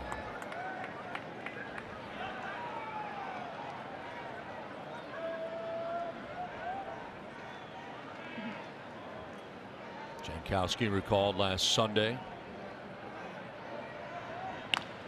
There's a chopper to 3rd. Muncy handles out number 2. It's time now for our Arco top tier play. It's Eric Hosmer back in the 1st inning. After the triple by Jankowski, this line drive home run into the Padres bullpen. With the Padres out to a quick 2-0 lead at the time. And for Hosmer, his 4th home run in a Padres uniform. Now, that was a breaking ball that Maeda missed with location. He tried to backdoor it. It leaked middle in and sped up his bat. Crushed it.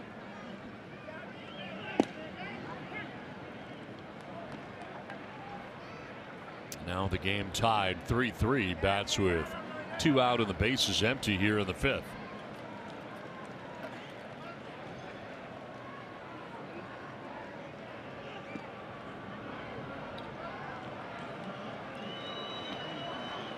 You know, we've seen some 2-out thunder from the Padres this year, right? An interesting little nugget. The Padres have scored 55% of their runs with 2 outs this year. Highest percentage in all of baseball.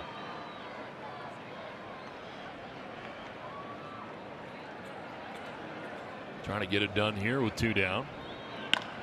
And a chopper to first base. Bellinger drifted way over, but Maeda's there to cover. And a 1-2-3 5th inning from Maeda. Tied at 3.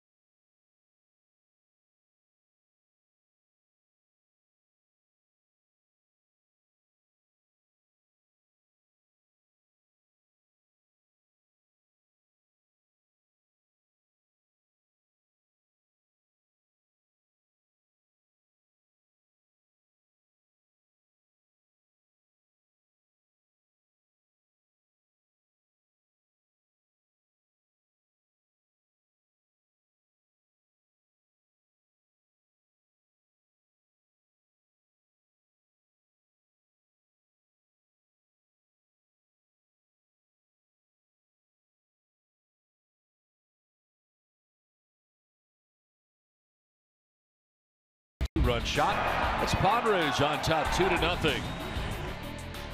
And Matt Kemp would answer in the second inning with a solo shot to the batter's eye in center field. Dodgers with the tie 2-2, and Kemp's back at it again. RBI base hit that scores Bellinger around, and Dodgers took a 3-2 lead. Then Galvis with a sac fly and a foul ground. Caught down there by Verdugo, but tagging up was Franchi Cordero to tie the score at 3 aside. Kenta Maeda is 5 innings deep and has allowed 3 earned runs. Brian Mitchell chased from this game after 2 1/3. Padres move on to their 3rd pitcher of this game. Mitchell the starter. Robbie Erlin went 2 2/3 of shutout pitching, and now Adam Cimber. Saw him last night, an inning, 3 hits, a run. Although he's been pitching quite well over the course of this year. 23rd innings pitched, 2nd among all major league relievers this season. Over 10.5 strikeouts per 9 innings. And now this being his 16th appearance, the most out of the Padres pen. And these are important innings. We all know that. Tie score, middle of the game. Welcome to the big leagues, Adam Cimber. Getting a lot of work. Yeah, he's been put in some high leverage situations too. We're facing Matt Kemp, who had a big day already. He saw the home run, the RBI single. Down to the count, 1-2. It'll be Kemp, Peterson, and Utley scheduled to bat here in the inning for LA.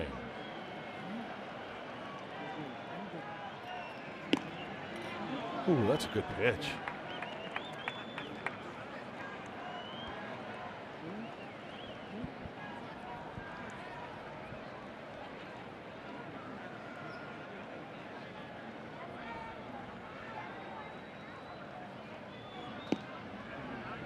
Ball 3, full count. They play for Kemp to go the other way in the outfield. Jankowski over towards right center.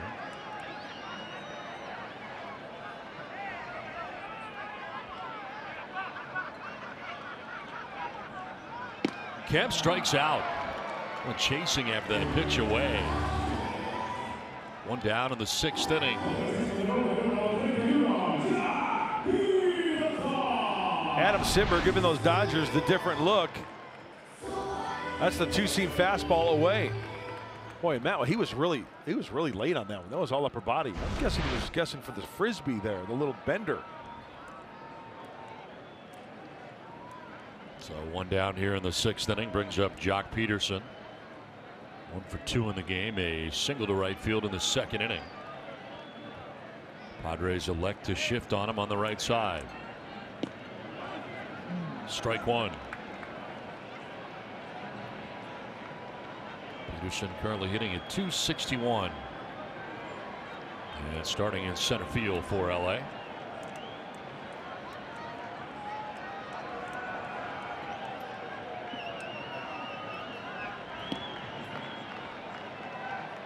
Adam Cimber, 1 of 2 Padres sidewinders. Kazuhisa Makita the other.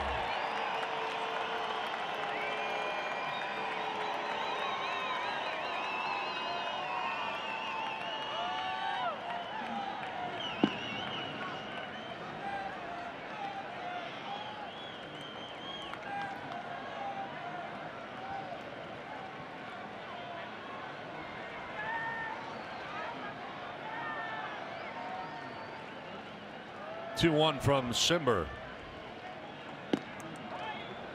As Peterson jumping back out of the way. Cimber falling behind 3-1.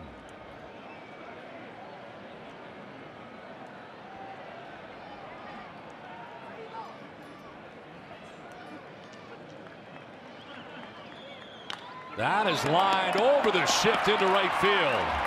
Cordero is swung over towards right center. This is just getting to it now on the warning track, and it is a 1-out double for Jock Peterson here in the 6th inning. Well, anytime it's a 3-1 count, you are flirting with disaster, and you better place the fastball in the right spot. And you know what? Peterson was looking for the old number 1. Cimber wanted to place the number 1. And Peterson wins that war by doubling down into the right field corner. It's almost like he was guessing that pitch. He got it where he wanted to. You kind of cheat a little bit, and that happens with hitters in certain counts. So 1 out, Peterson in scoring position at second base, and it brings up Chase Utley, who is 0 for 2.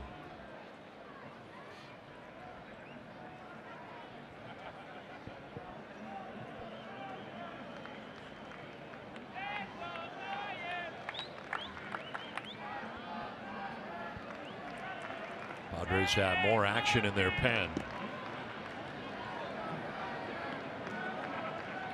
Here comes Darren Balsey out of the dugout. Pitching coach for the Padres headed out to talk to Simber.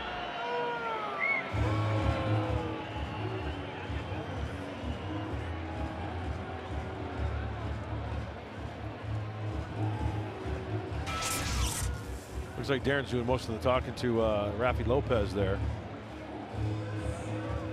Now he's getting some insight from both catcher and pitcher.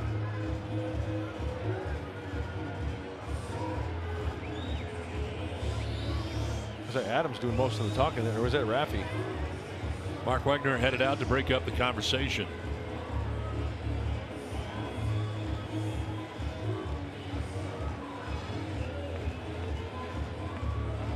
Go-ahead run in scoring position here for the Dodgers in the 6th inning. Kemp struck out to begin the inning, but Jock Peterson has doubled. And Chase Utley batting. I think this next pitch will tell us a lot about that conversation we just saw. 1 out, tie score. You've got the first base open. You've got another lefty on deck, but it's no hitter like a Chase Utley. It's Max Muncy. Fastball away here, maybe. Up and away. 2-0.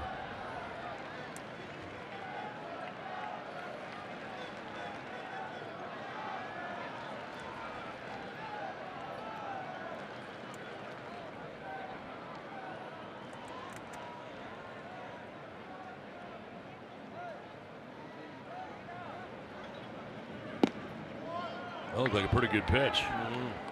Called the ball, and it's 3-0, and it's Kirby Yates up in the pen right now for San Diego. Jordan Lyles had been up earlier, but now it is Yates with Simber in the game. You know, Kirby's very effective against left-handers as well. This might be the old pitch around, force it. Oh, there's a strike. And then Yates with that split finger and that good fastball. Lefty's only hitting 200 off Kirby. Max Muncy waiting on deck here for LA, and Yates appears to be ready if they want to go to him.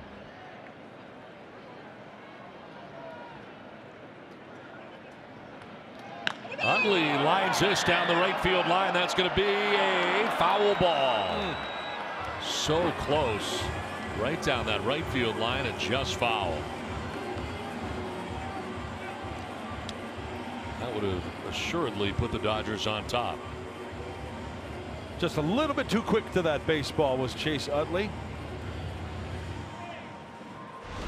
Hurt skipping a beat here for Adam Simber and the Padres.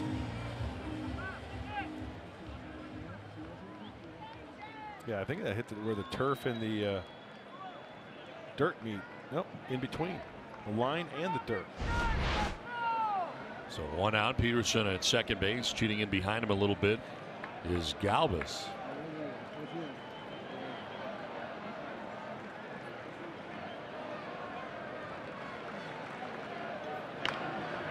Flared foul down the left field line, out of play. And now go for the strikeout.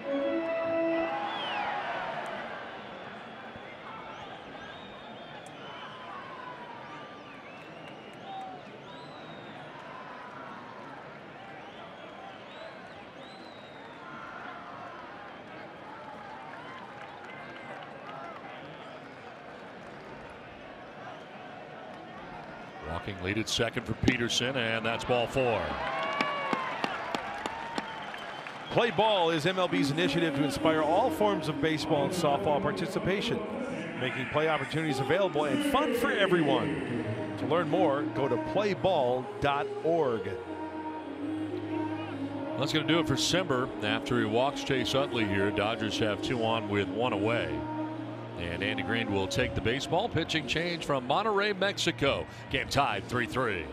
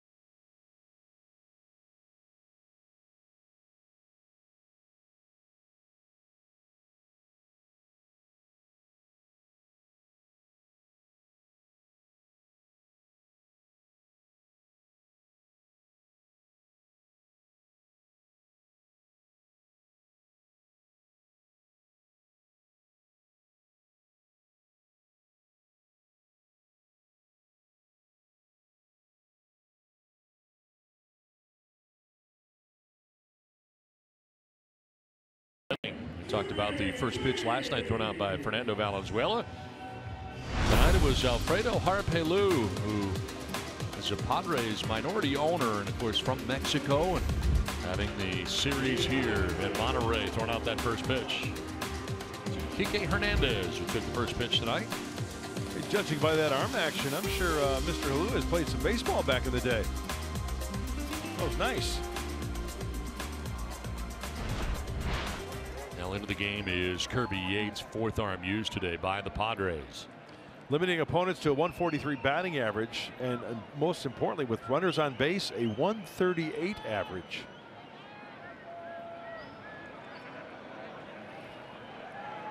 Max Muncy batting with two Dodgers on. Peterson at second, Utley at first, with one out here in the sixth inning.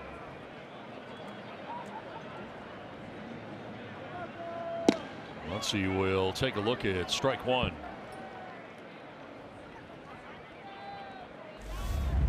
Yates has been so valuable to the Padres, that ERA just over 1. So I mentioned when he was warming up in the bullpen, lefties hitting at a 200 clip, 2 for 10 this season.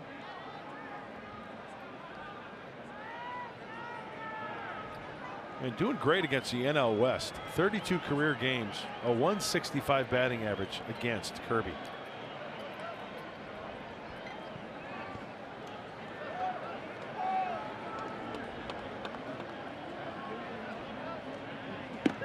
Muncy straightens up on a pitch in.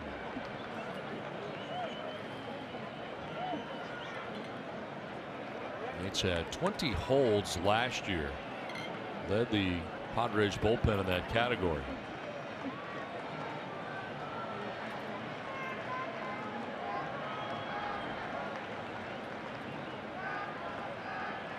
One to Muncy. And a good block by Lopez. 2-1.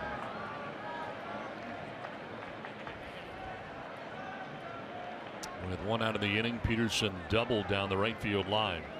Chase Utley walked, that chased Adam Cimber from the game. Cimber responsible for the two Dodgers on. There's Peterson at second. Utley's at first.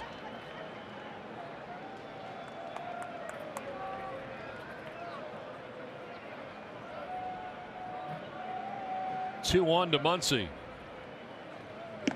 Very high.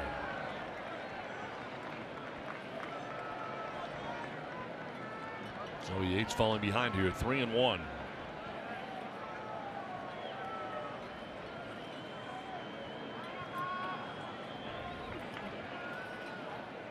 Breivik Valera has come out on deck for LA. He would hit in the pitcher's spot. There's a fly ball jolted out towards left center field. Jankowski on the run will make the catch for out number 2. That looked like it was going to be headed for the alley, but over goes speedy Travis Jankowski, 2 down. He had a long way to go, and that's what speed will do for you. That first jump off the bat, the ball is slicing off the left-handed bat of Muncy. Now Travis has really got to go, and he makes it look easy.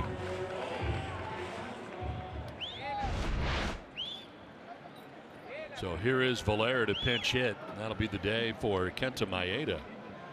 Throws 82 pitches and goes 5 innings. See if the Dodgers can get him a lead here. 2 down.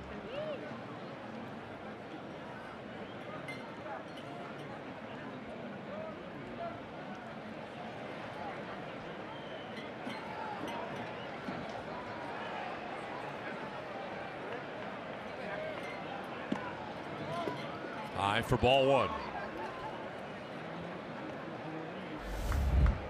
373 in Oklahoma City in 17 games.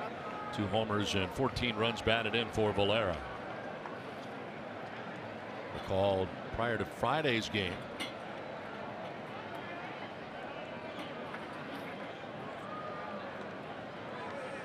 It's already his 3rd stint with the big league club.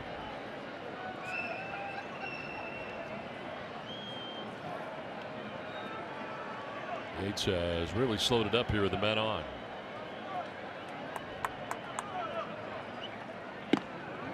Falls behind 2-0.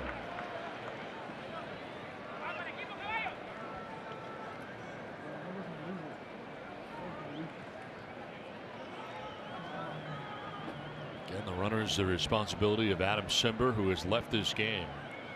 Yates, since coming in, got Max Muncy to fly out to center. Now a 2-0. Falls behind 3-0.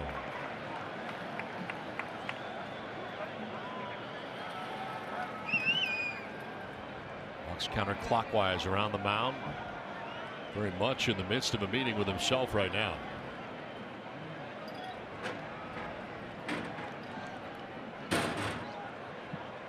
Peterson at second, Utley at first. 2 down here in the 6th inning.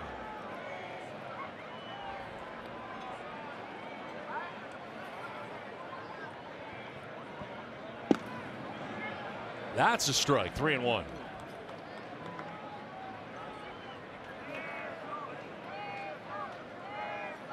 Valera trying to do everything he can to flip that lineup because Chris Taylor is on deck and have an extra base runner.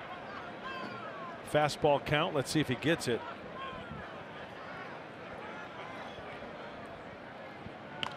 Foul back, full count. So Yates able to battle back.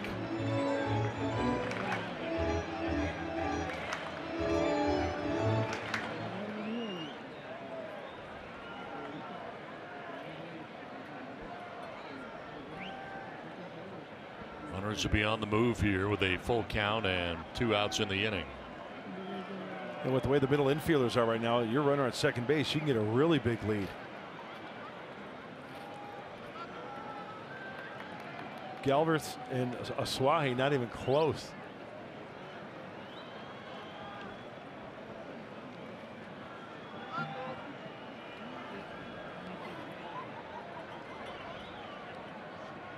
Payoff pitch. And fouled off. That was a golf swing right there from Valera.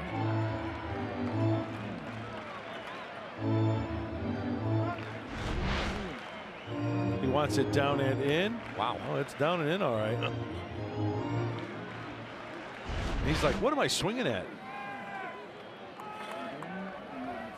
So another chance here with 2 down and 2 on in the top of the 6th inning.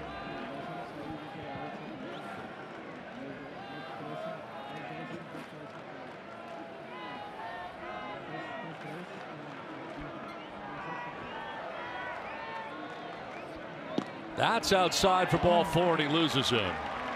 Second walk of the inning allowed by Padres pitching. The first by Kirby Yates. That'll load the bases, and it does turn the order over. Chris Taylor will be coming up. Taylor lined out in the first, singled in the second, doubled in the fifth. And here he is in the 6th inning with a chance to put LA on top. Taylor himself was left at third base last inning. Now has a chance to bring in the go-ahead run.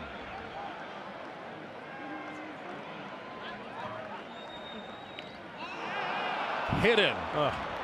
Umpire says it hit him, and down to first base he'll go. The Dodgers will take the lead 4-3, and they'll check on Taylor.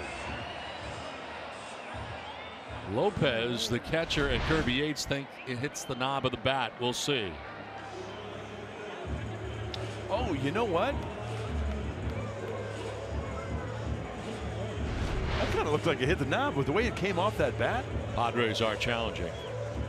Andy Green has given that indication. I mean, that ball came off hot.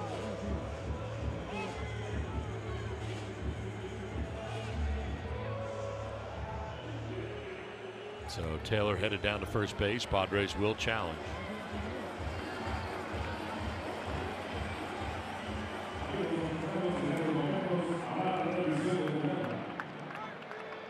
It sounded from here like it hit the bat.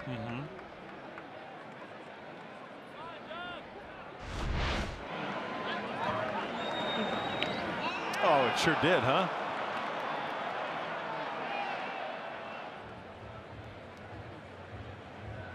Kirby's saying I can hear it. So we'll see here. The Padres have challenged. Call in the field, hit batsman, run scored, RBI. Dodgers on top for now. A lot weighs on this particular decision.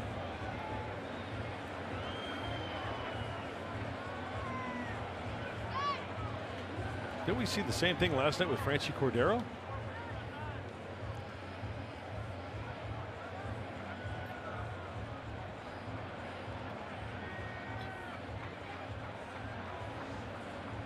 Yates will throw some warm-up tosses. While this challenge goes on.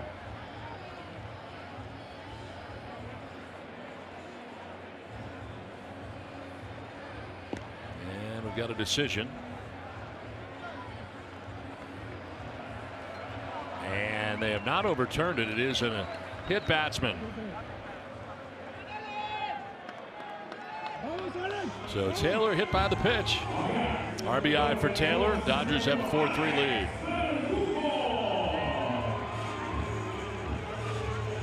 Bases are reloaded, and it brings up Alex Verdugo. Verdugo 0 for 2 with a sacrifice bunt in this game. Dodgers have taken a lead, now looking to add on.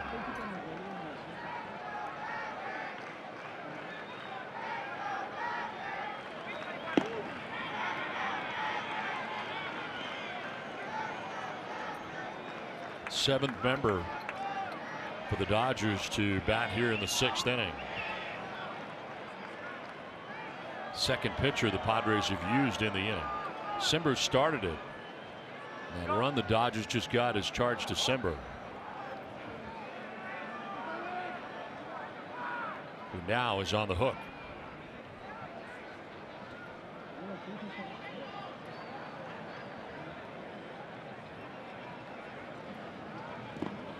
Blocked by the catcher Lopez.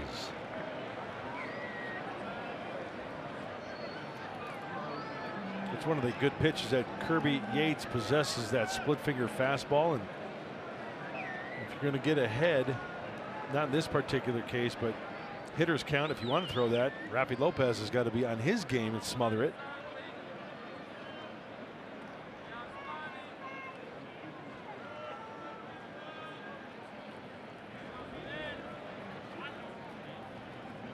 Verdugo grounds one to short. Galvis will go to first. And that will end the inning, but not before the Dodgers push across the go-ahead run, 4-3 LA.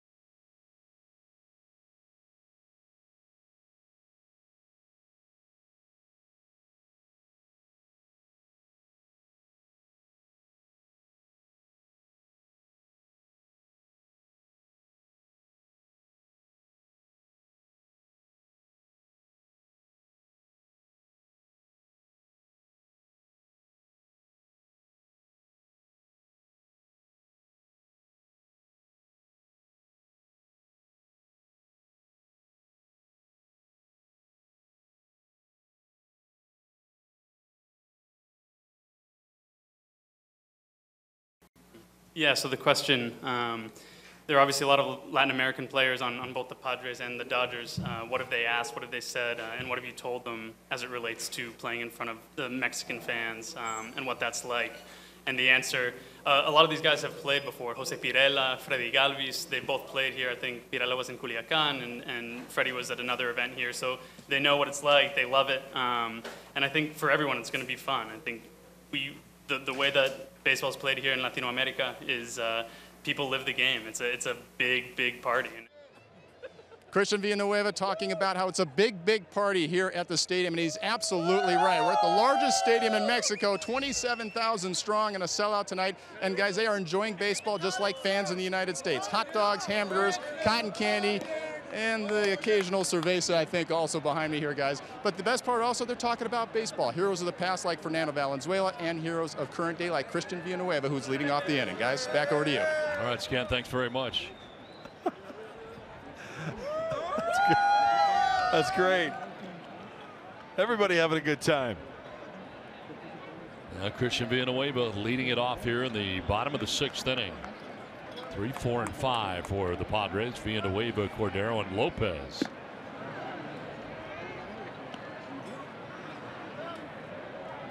Josh Fields, a new pitcher. Has got to preserve that 1-run lead, his 16th game. Really good numbers for Josh Fields. He was a kid who attacks the strike zone with the best of them. Only 4 walks and a strikeout per innings pitched for Josh Fields.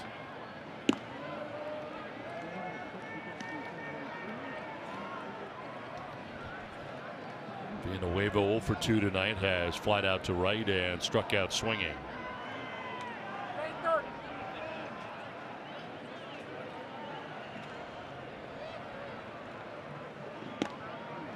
That's ball 4, and Villanueva down to first base. Last thing Fields wanted to do. Walk the leadoff hitter. Yeah, that's uncharacteristic, as we just mentioned. In the 14+ innings, only 4 walks.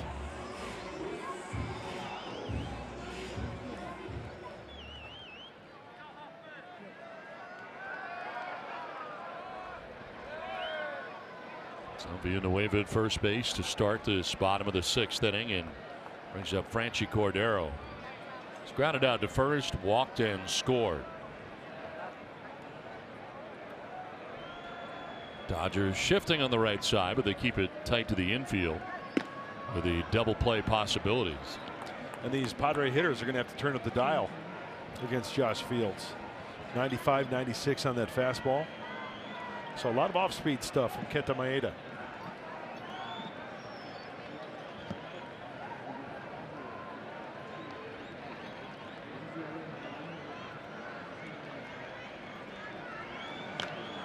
Foul to the screen, and it's a ball and a strike to Cordero.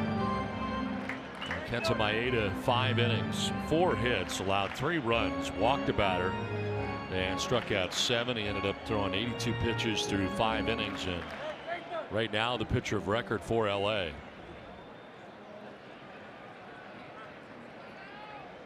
Hands it off to the bullpen, and Josh Fields. Swing and a miss for Cordero. 1-2.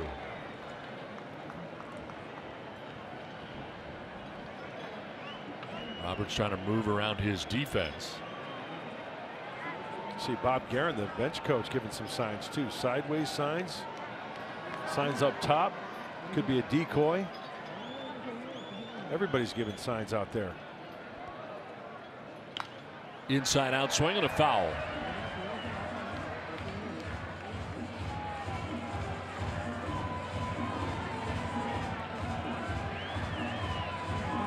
I remember hearing a story about Tony La Russa giving signs from the dugout. Remember, he always wore a jacket, especially with Oakland.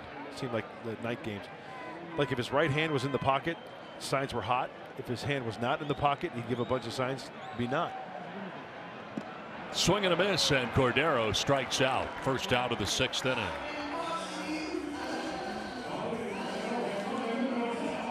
Well, Josh Fields has got that delivery to where it's kind of lull you to sleep, and then all of a sudden, bam. Good movement down and out of the zone. That one dropped off the table to Cordero, out number 1 of the 6th inning. And Rafi Lopez.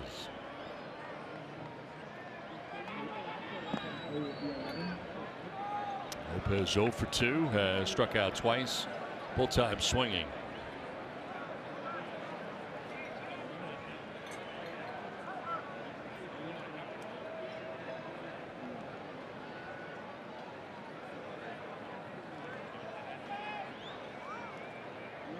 Dodgers still shifting on the right side as Lopez cranks it foul off to the left.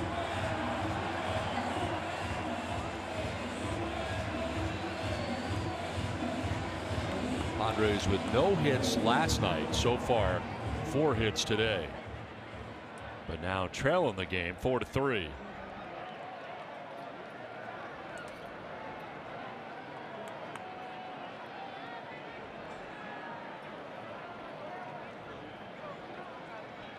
Throw to first, and back is Villanueva. Held on by Bellinger. There is action in the Padres pen. Craig Stammen warming up in the pen. For the Padres, we've already seen Erlin, Simber, and Yates. Stammen getting ready now.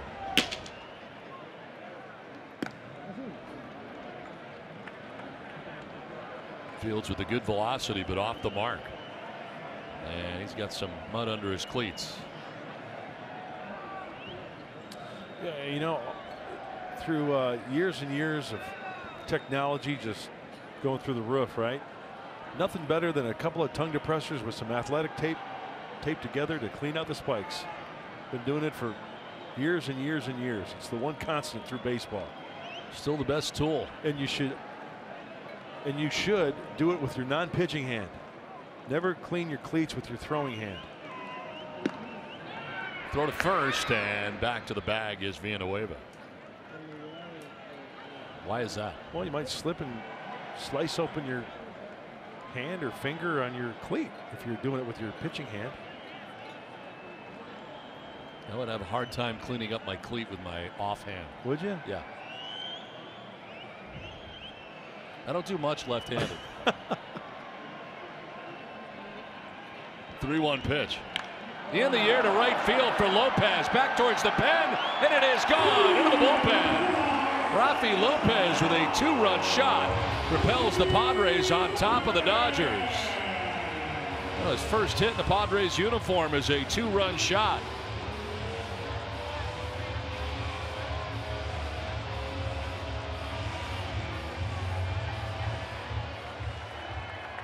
Well, that's got to feel good for the Padre catcher. It worked the count in his favor. 3-1 pitch. As we mentioned, got to turn up the dial against Josh Fields. Oh, the foot, just kind of little twist on the front side. Hands were back, and that's a powerful swing, generating some serious power to the upper half and getting extended.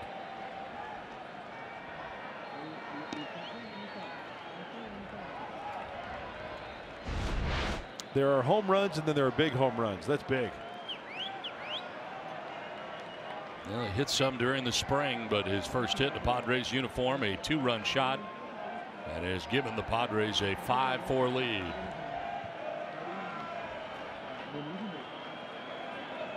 So Maeda no longer a part of this decision.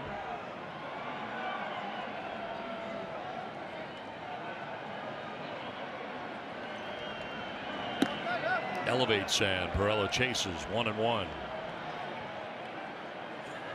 Leadoff walk, costly for Fields, turns into a run.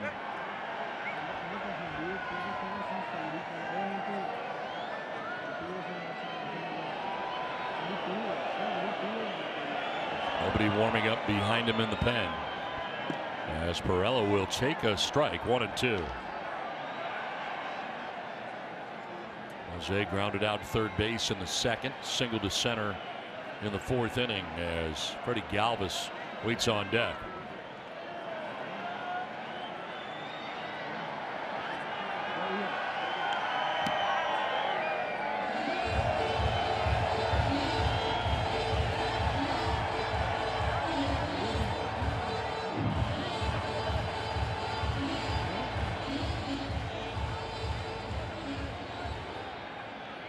Started with a walk by Villanueva. Rafi Lopez puts one into the Padres bullpen, and San Diego on top 5-4.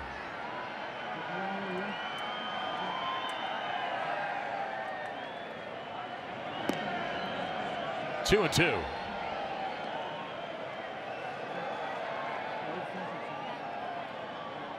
Fields working very deliberately.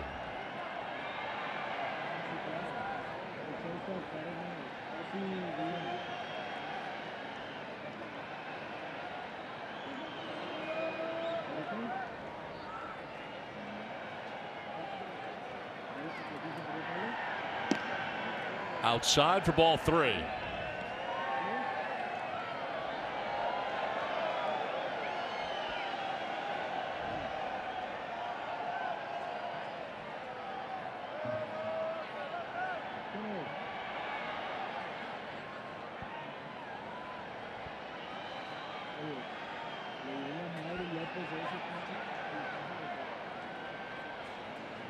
Perella down the right field line towards the pole, and that ball is going to be a foul ball just to the right of the pole. Seen a few down there tonight. He got his fastball 3-2. Just a little late on that one. This goes to show you the power of Jose Perella. A long strike.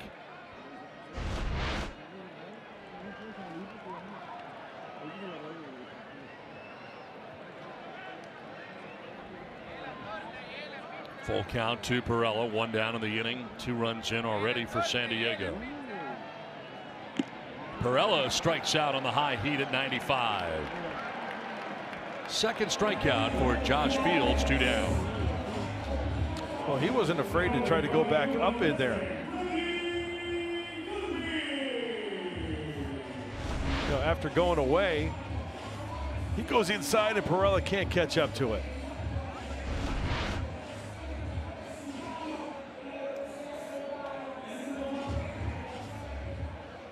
So 2 down. Freddy Galvis doubled in the second. A sac fly in the 4th inning. Picked up an RBI, his 10th. Fields was saying, I'm not going to let you get extended and try to hurt me that way, so I'll just pump the fastball in.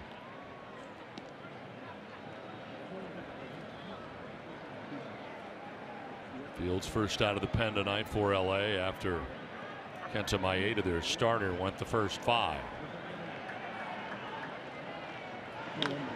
Fly ball left field. Back goes Verdugo. Makes the catch that ends the inning, but a 2-run shot by Rafi Lopez. His first hit in a Padres uniform is a big one. It's a 2-run shot. Puts the Padres on top 5-4. To the 7th we go.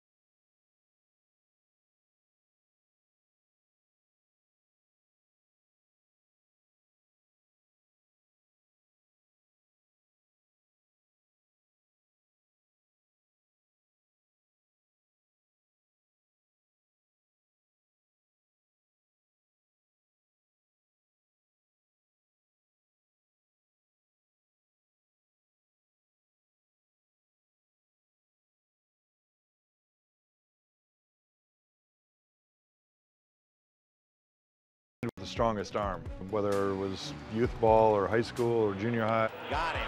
My first love was baseball, and as a youngster, baseball was #1, and that was the only thing on my mind. A video feature on the story of Jack Morris and lifelong San Diegan Alan Trammell, both headed for Cooperstown, is found right now on foxsports.com. We play to the 7th inning with the Padres on top now 5-4 in a seesaw battle here in the Mexico series in Monterrey, and Craig Stammen becomes pitcher number 5 for the Padres of the night. Craig is limiting opponents to a .214 average, 13 appearances, now this being his 14th. And it's getting late, and he's been in high leverage situations. Great location of the 2-seam fastball. Great breaking ball from Craig. It is a double switch as Matt Caesar has taken over in left field.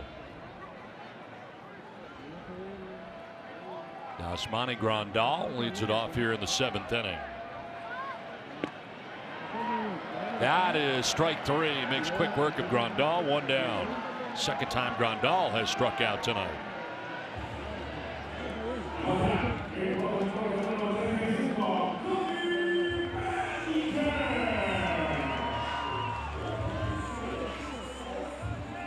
That's a huge out for Craig Stammen in great location, so that's a good sign. A big out in that heart of the order for the Dodgers. 1 down, and Cody Bellinger, 4th plate appearance of the game. And a fly ball headed out to left field, and the new left fielder Matt Caesar wanders in. 2 down. 2 up, 2 down for Stammen. So Kirby Yates went 2/3 of an inning, no hits, no runs, walked a batter, didn't strike anybody out, hit a batter while he was in there. Pat Kemp has had a big day for the Dodgers. Home run in the 2nd, RBI single in the 3rd. 2 hits, 2 runs driven in. Now Bats trailing by a run here with 2 down in the 7th inning.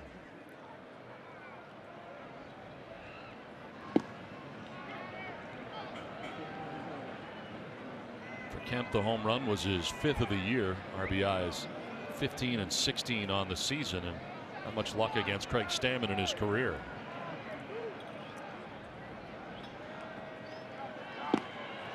Wow.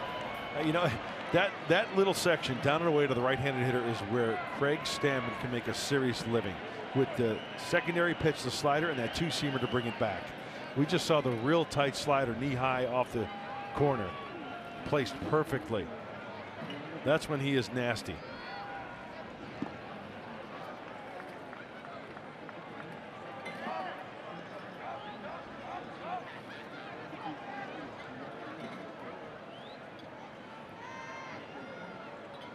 Jock Peterson waiting on deck.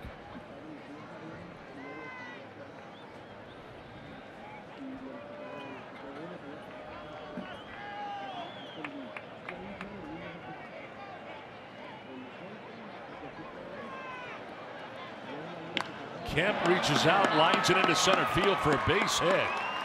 Matt Kemp with his 3rd hit of the ball game. This one with 2 down here in the 7th inning. So he's had quite a game today for LA. Yeah, keeping him in the ball yard's not a bad thing. He'll give him the single. There are 2 outs. The Dodgers have to string together maybe a couple hits. Well, another guy strolling up to the plate from the left side who hit a double down the left field line. He's swinging the bat well, Jock Peterson. So Craig got his work cut out for him. Jock Peterson, 2 hits in this game. Single to right in the 2nd. Flew into a double play in the 3rd and then double to right in the 6th. He's also scored a run. Padres are shifting on the right side on him.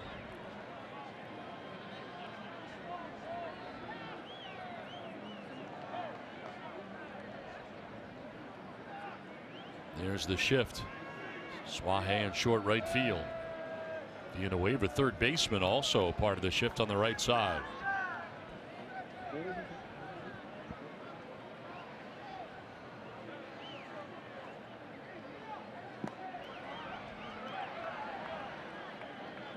Fourth batter that Stammen has faced since coming into the game.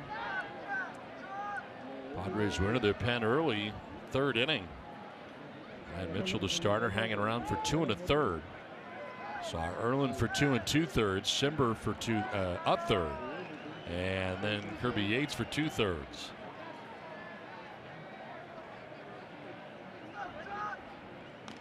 Fouled off, 1-2. This copyrighted telecast is presented by authority of the San Diego Padres and may not be reproduced or retransmitted in any form, and the accounts and descriptions of this game may not be disseminated without the express written consent of the San Diego Padres. 2 outs here in the top of the 7th inning with Matt Kemp at first base, held on by Eric Hosmer.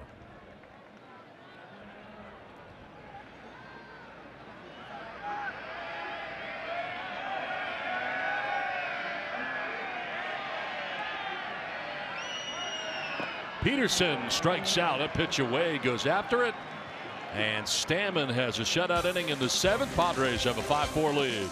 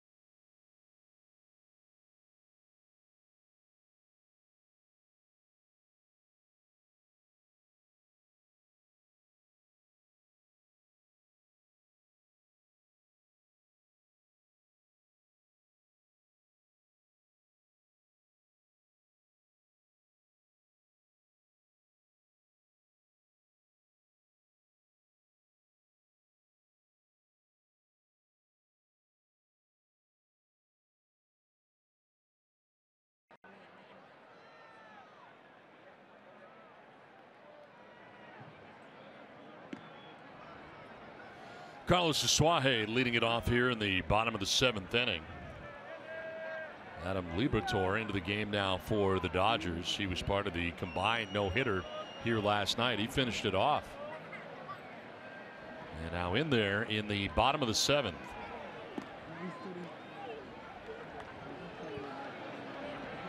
Two strikeouts for the left-hander to finish off that combined no-hitter, and this being his 9th game. Really good splits too in the short time that he's been out there. Only 6 innings of work, but a strikeout per inning pitched. Suaje after the 2-0 pitch, 2-1. Suaje in this game has lined out to left and struck out swinging.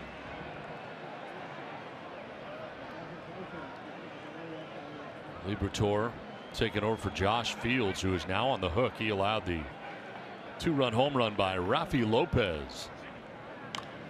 Chopper right side. Bellinger will take it himself for out number 1.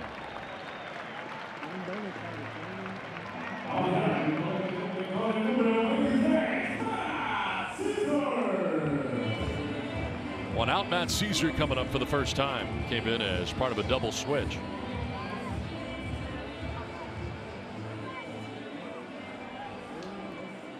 Took over for Jose Perella, so the pitcher spot is now 6th in the Padres order. 229 average. Caesar into his 25th game. Most just like this coming off the bench.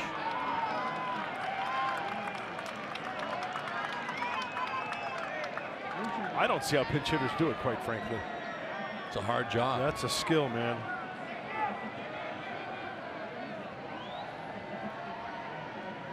Drops a bunt down the third baseline, but it's going to go foul. Max Muncy over there to pick it up. Really good idea. And Muncy was backed up at third base.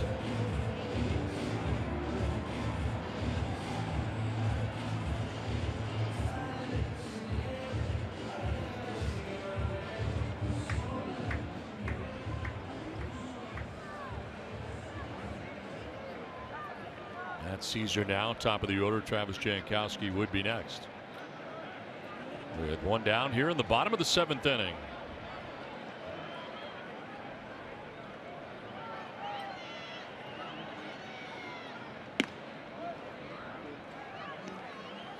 Kenta Maeda, who will not be part of the decision in this game, worked the first 5 innings for LA. 3 runs, 4 hits, came into the game 2-2 individually.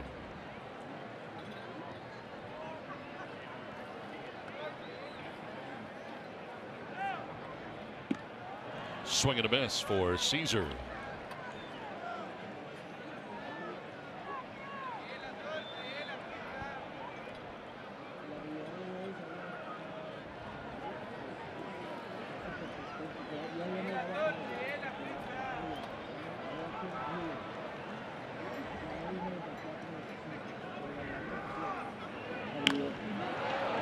Back is second, shallow center, and that's going to fall. Peterson plays it on a big hop on this turf out there. He was ready for it, and it's a 1-out single for Matt Caesar here in the 7th inning. Yeah, I don't think outfielders are going to be that aggressive after witnessing after game 1 how the ball just bounces off that turf. It's like a Super Bowl. So you're going to charge, you're going to try to get it on the fly, and then there's that point to where you're like, okay, I've got to stop and I've got to hop so it doesn't go over my head. And you can see it's still wet out in that outfield. There's water coming up when those guys are running. Saw it right there with Jock Peterson. 1 out, 1 on. Travis Jankowski.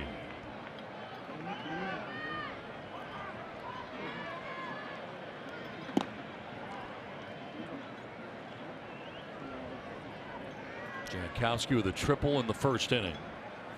Sends in a pair of groundouts. So 1 for 3 game for the leadoff hitter for the Padres.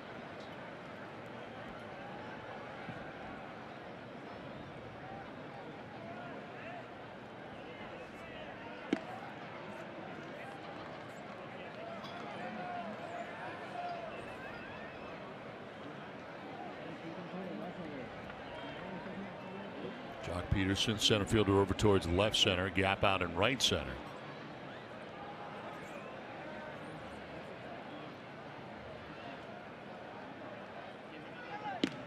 That's outside for ball 3.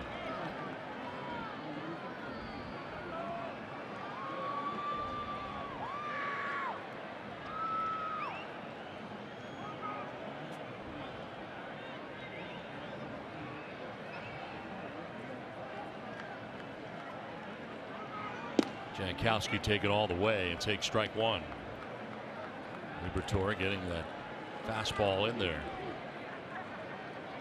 Working with 1 out and 1 on. Caesar held on to first base by Cody Bellinger.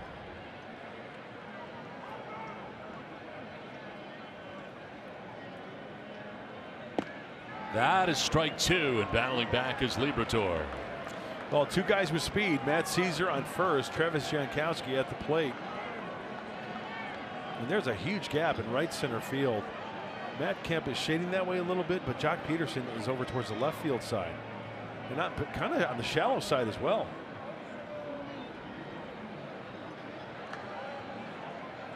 Runner goes. That's ball 4.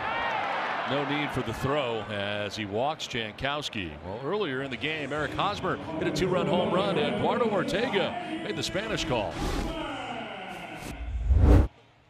Viene a batear Hosmer, primer picheo, con fuerza sobre el japonés, con todo por el right field, vuela la bola, sí señor, se va y se fue a la calle, 2-0 Padres, Eric Hosmer Somellán. So good. I can listen to that all day. I have no idea what he said, but it sounded great. I heard a se va, and then I heard a la calle. And it's to the street, right? Kind of? Up and into Hosmer. One of the reasons why I was so happy making this trip for the Padres was just to see the reaction Eduardo Ortega coming to the ballpark and what he means to the game of baseball and his career. 1 out, runners at first and second, and Hosmer waiting on a 1-0 from Liberatore. Late on that, 1-1. And you know what? I'm going to editorialize here a little bit. I'm not afraid to do so. Eduardo Ortega belongs in the Baseball Hall of Fame in the broadcaster's wing. Get him in there. Look at his resume. What he's meant for baseball. So many All-Star games, World Series. Yep. His contribution to the game of baseball, unbelievable.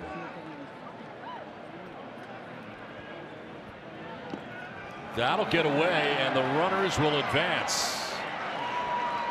Gets through Grandal, and Caesar to third, Jankowski to second. You get good speed on the bases, and they take advantage. Oh, that's a huge play. Takes the double play out of order. And let's see here. That's just a boxed ball right there by Grandal. Couldn't come up with it. Looked like a very catchable pitch. I'm guessing that's got to be a pass ball. That would be my guess.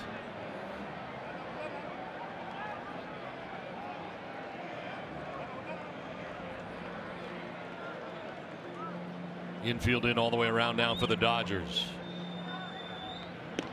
Hosmer lays off. Pass ball was indeed charged to Grandal.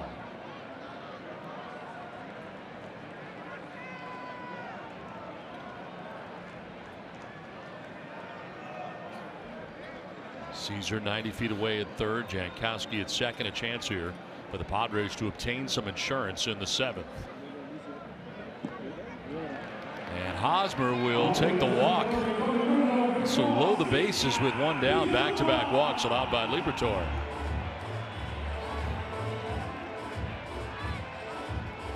And here comes Dave Roberts to make a double switch. Grabs the attention of the home plate umpire Mark Wagner. So a double switch and a pitching change here for the Dodgers. Padres have them loaded with 1 down on top 5-4.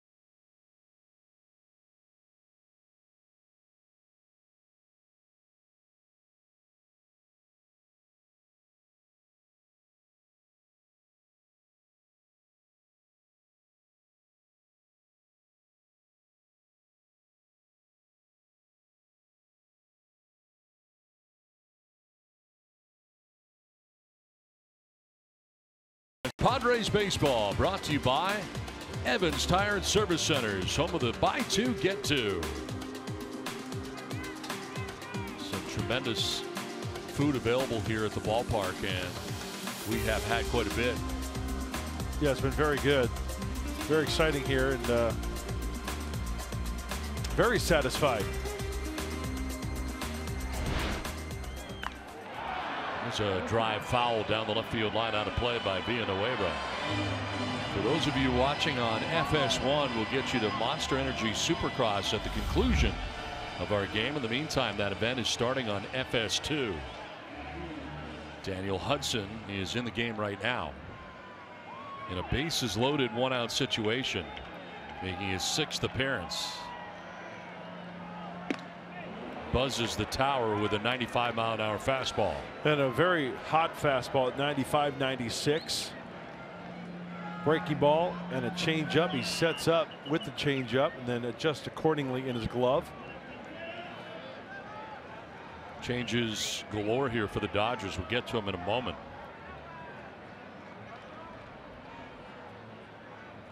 Villanueva grounds one to short. Taylor will go to second for one, on to first for two. Double play gets him out of a jam. Padres don't score, take a 5-4 lead to the 8th.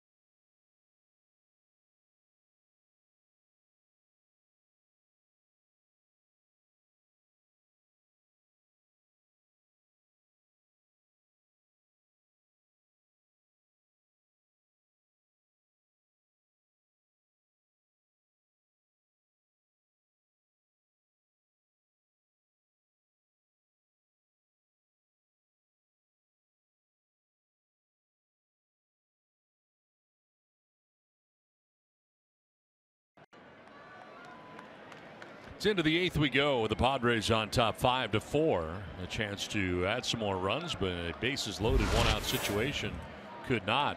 As a look at tomorrow's projected starters brought to you by Verizon. Eric Lauer will be on the hill.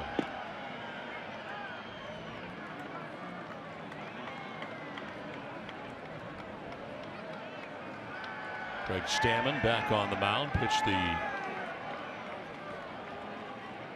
7th inning out there to begin the 8th, trying to go multiple innings. It's pitch for a strike to Chase Utley, who's down 0-2.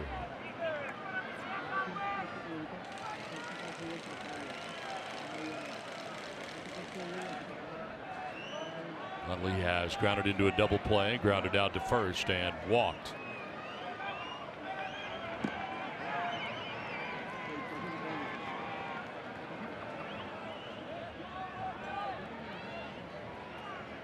Stammen, the 5th pitcher used by the Padres in this game. Starter Brian Mitchell went 2 1/3. Since then, Erlin, Simber, Yates, and now Stammen. That is strike 3. Freezes Utley for out number 1 of the 8th inning. third strikeout for Craig Stammen since coming in. Oh, that pinpoint control to both sides of the plate, and when you look at this pitch, Chase Utley thinks it's a little low. He's got a pretty good command of the strike zone, but Craig Stammen gets the call there. That's a darn good pitch. So 1 out in the 8th, and it brings up Max Muncy, who moved from third base to left field last inning with the changes by LA.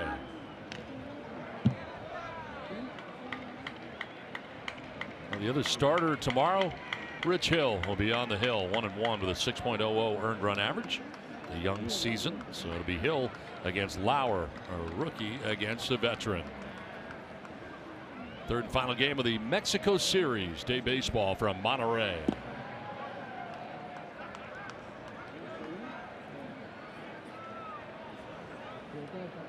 Yet to be determined whether that will be the rubber game of the 3-game series. Padres holding on to a 1-run lead right now with 1 out in the 8th.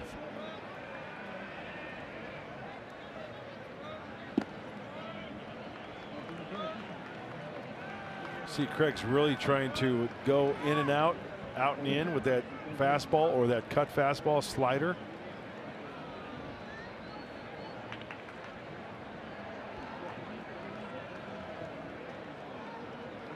'20th pitch for Stammen. A two-seamer down and away right here. Framed by Lopez, but it's away.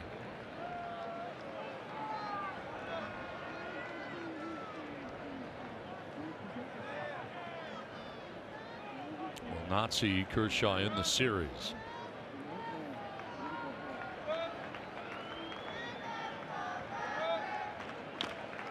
Fouled off down by the shoe tops, and painfully so for Max Muncy, who goes down to one knee.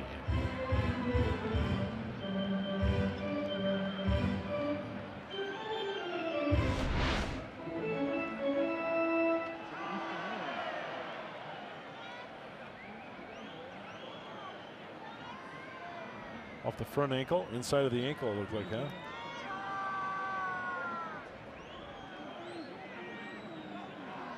Oh, the foot, the ball of the foot looks like.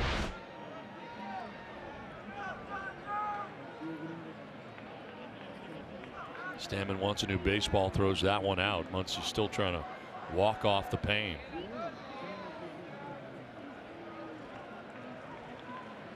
Climbs back in the box with a full count.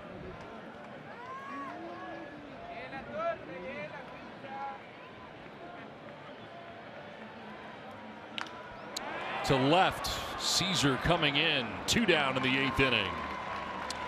Watch every out-of-market regular season game live or on demand at home, in the office, or on the go with MLB.tv. Your subscription includes MLB At Bat Premium, allowing you to watch live baseball on your favorite supported devices. Blackout and other restrictions apply. Visit MLB.tv for details. 2 down in the 8th, and that'll bring up Kyle Farmer. Came in as part of the double switch last inning. Bats out of the 9 spot, now plays at third base.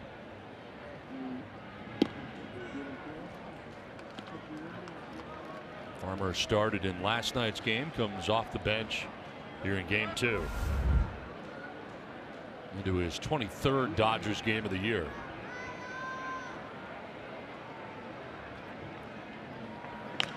On the ground down the third baseline. It's a fair ball, long throw, and it'll get there in time. Nice play by Christian Villanueva. Made the play deep third, then ended up in foul ground. Got a good, hard, accurate throw off, and throws out Kyle Farmer. The Guadalajara, Mexico native ends the inning.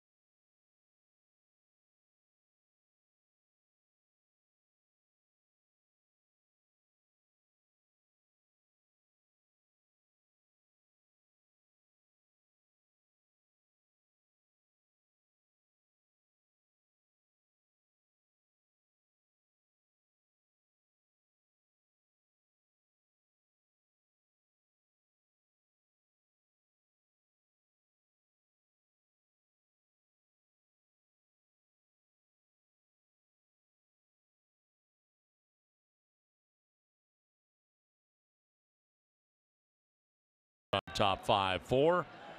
Daniel Hudson, who induced a big 6-4-3 double play with the bases loaded in the 7th, back out there to start the 8th, and Franchi Cordero leading it off for the Padres. Swing and a miss at that high heater at 96. Cordero is grounded out to first, walked and scored, and last time up struck out swinging.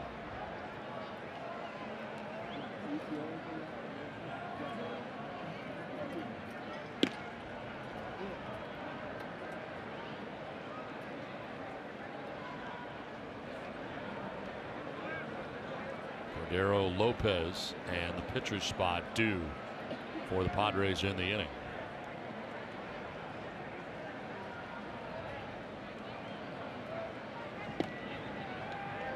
Two and one. Dodgers are shifting on Cordero, who's been quiet lately after some tape measure home run shots on the last Padres road trip. Fouls it off. 2-2. That's the hardest he's thrown. That's 97. Tell you what, Don, that was a great play to end last half inning, huh? Christian Villanueva showing off the glove and then also the accuracy with the arm to get that last out. Not enabling the Dodgers to go to the top of the order, and Chris Taylor. Beautiful play. Fastball up right here.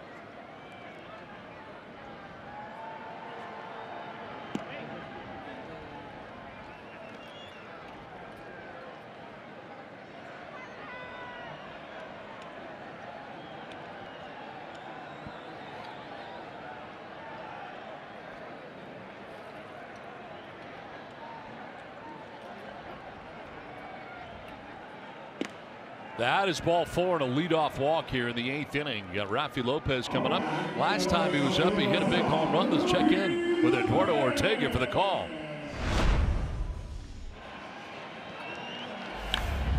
Y ahora palo, jala la bola por el right field con todo, va lejos la bola, su primer hit del año. Rafi, a la calle, Rafi López. That was a Bill Howe play of the game. Bill Howe call of the game too. I love it.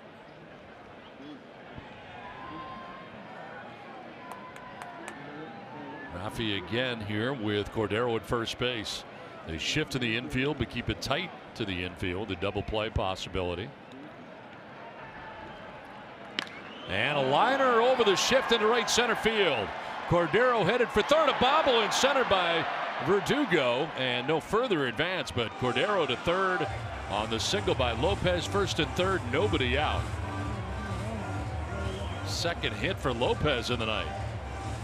And the second time pulling that baseball, the home run down the right field line. Feeling very comfortable at the plate.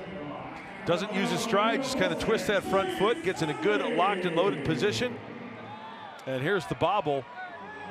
Going to third base, Franchi Cordero. Now the ball was away from him. Couldn't really tell if he broke stride or if he had intent to go to third base the whole way.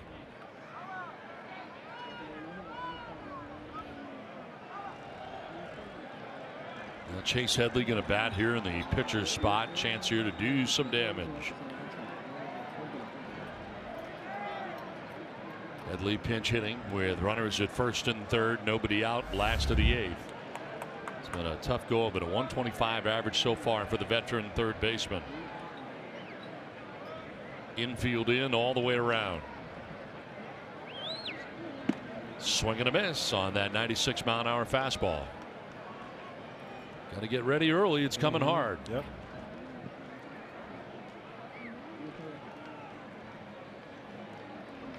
Cordero at third. Lopez cross the diamond at first.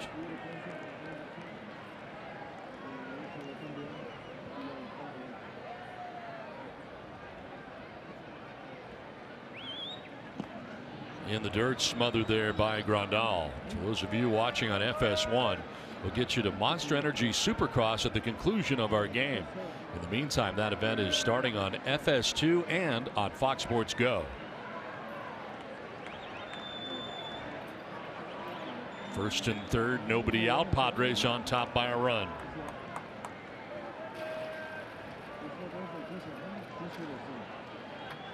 Runner goes, and Headley lines one into right field for a base hit. From third comes Cordero, and the Padres take a 6-4 lead. On to third goes Lopez. Pinch hit, RBI single for Chase Headley, and San Diego does obtain some insurance here in the last of the 8th inning.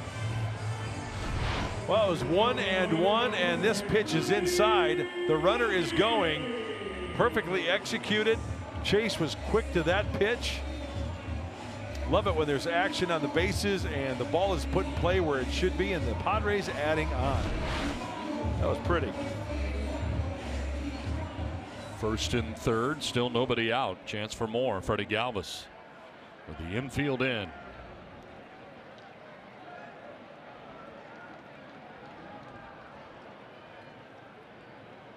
Little safety squeeze here, maybe.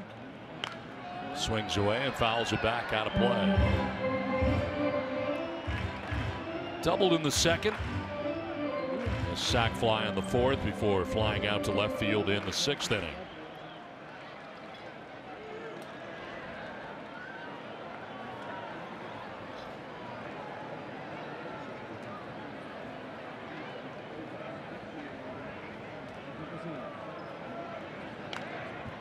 Down 0-2.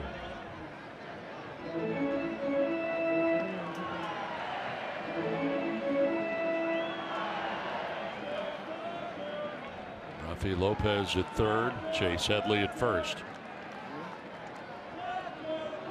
Grandal, the catcher, reeling off signs in front of home plate in case of a double steal attempt.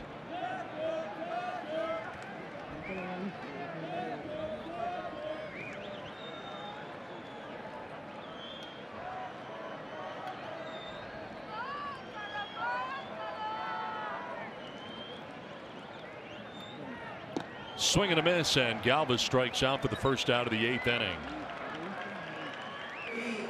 First strikeout for Hudson since coming in. Hudson going out of the zone. Did he spin it? He sure did. Slider down and in. That's a tight, hard slider there.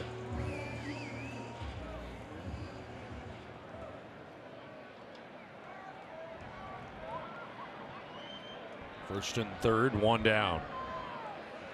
Carlos Asuaje is 0 for 3 with a strikeout in this game.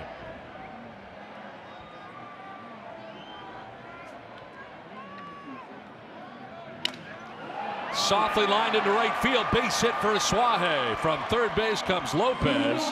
To second goes Headley, and the Padres add on. Now on top, 7-4.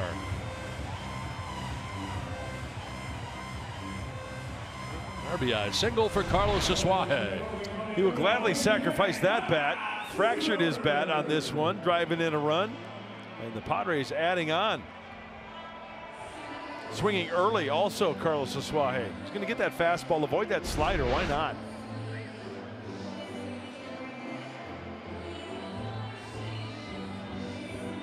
Brings up Matt Caesar.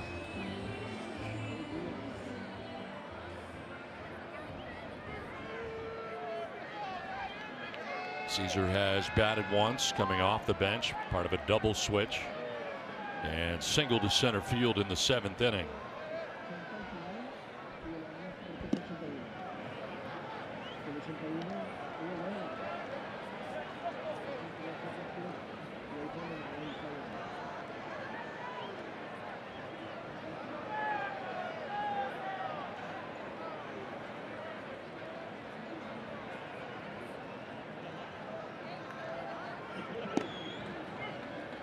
Drops in for a strike, 1-1. Now, much like last night, nobody has left this ballpark. No. It's incredible. They are hunkered down, not going anywhere.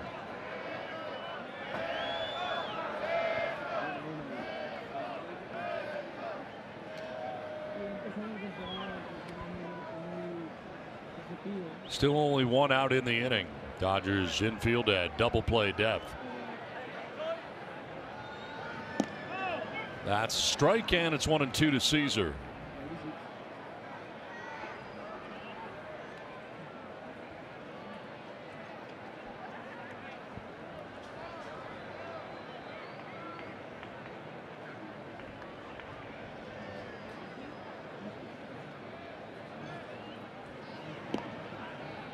Gobbled up nicely that time by Grandal. Had a pass ball earlier, but a good block right there, and it's 2-2. Well, the good thing about Caesar being up at the plate, you know, if it's just a medium grounder, he's got really good speed to stay out of the double play.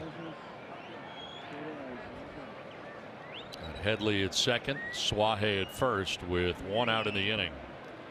Padres have scored twice here in the bottom of the 8th.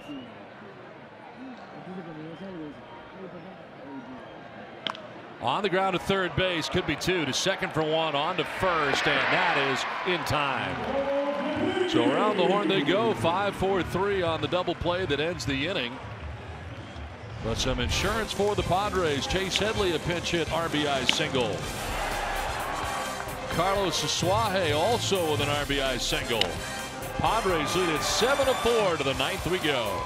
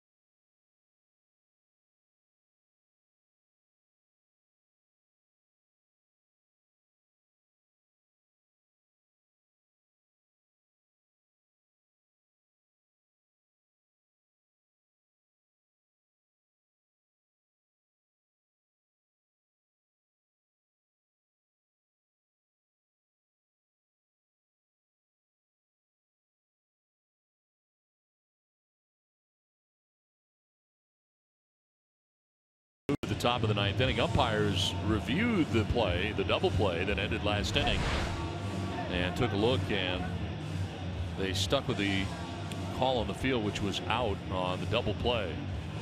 That's as close as it gets right there. Caesar thought he was safe, but was called out and was not overturned.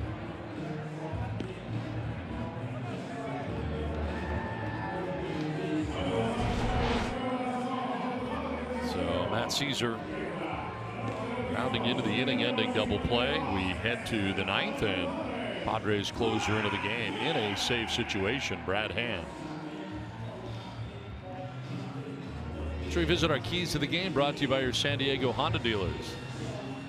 Well, after the no-hitter last night, the combined no-hitter, I just wanted to be simple and get him on and get him in. Well, 9 hits, 5 walks, 7 runs, 3 for 8 with runners in scoring position. That's good. And wash away yesterday. Padres lead the Dodgers 7-4 after that combined no-hitter yesterday. Worked out all right for you. Yeah, thank you. Well, enter the left-hander, Brad Hand. He's held opponents scoreless in 9 of his last 10 appearances. Last outing was a few days ago at San Francisco. He threw an inning. Left-handers have yet to get a hit off the All-Star. 0 for 18. Righties are 10 for 34.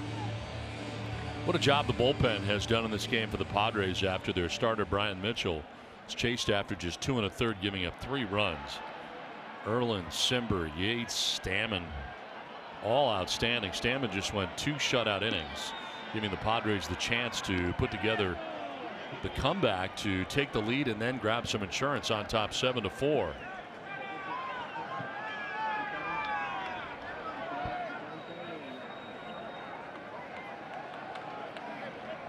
Chris Taylor, top of the order. Ground one foul and even the count at 1-1. Stammen went 2 innings, giving 1 hit, no runs, no walks, and struck out 3. An outstanding effort by Stammen. Taylor, Verdugo, and Grandal expected in the inning. Anybody gets on, and Bellinger will have a chance.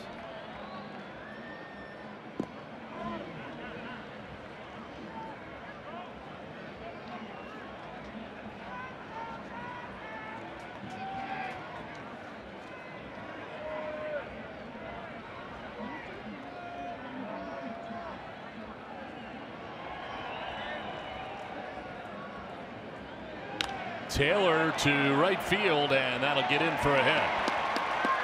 Leadoff single for Taylor, 3rd hit of this game for the Dodgers leadoff hitter. He's just a tough out. He's batting leadoff. He knows what he needs to do. Dodgers need base runners, not swinging out of his shoes, trying to hit a homer. He's just taking that ball the opposite way and getting on board with the safety to right. First runner on here for LA in the 9th inning, and got a pinch hitter here in Kike Hernandez.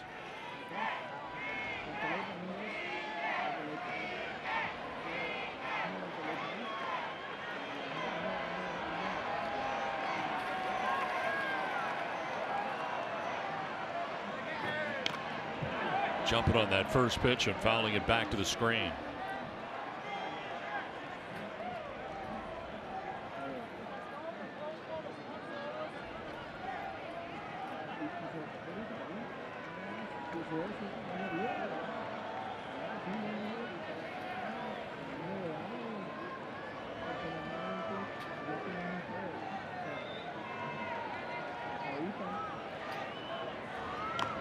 Fouled off, 0-2.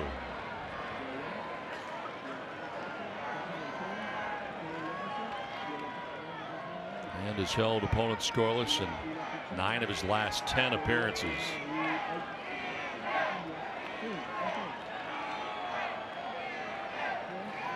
Save situation. He's given up a leadoff base hit here in the 9th.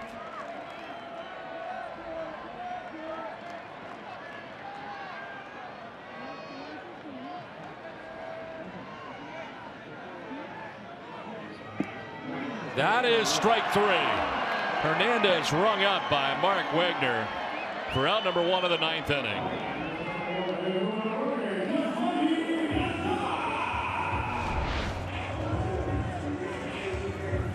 Oh, the devastating breaking ball framed by Rafi Lopez. Hernandez can't believe it. That's a darn good pitch.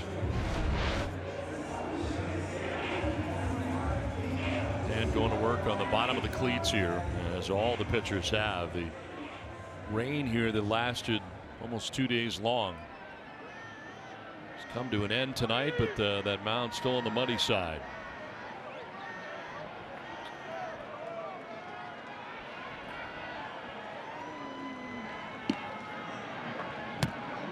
Ball 1-2 Grandal.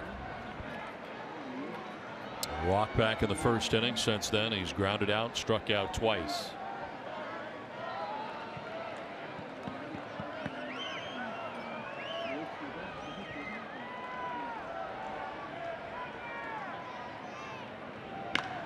Fly ball down the right field line, but foul.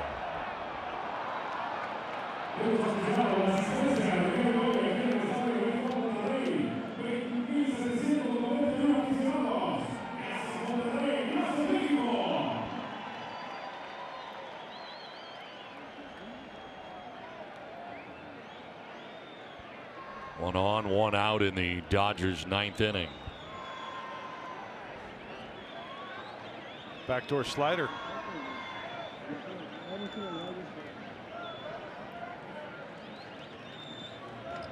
And Grandal swinging through it, 1-2.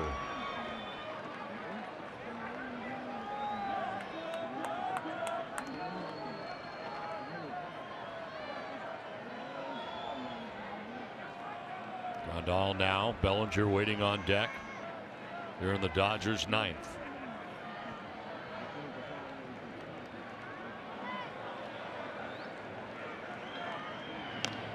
Inside out swing and a foul off to the right out of play.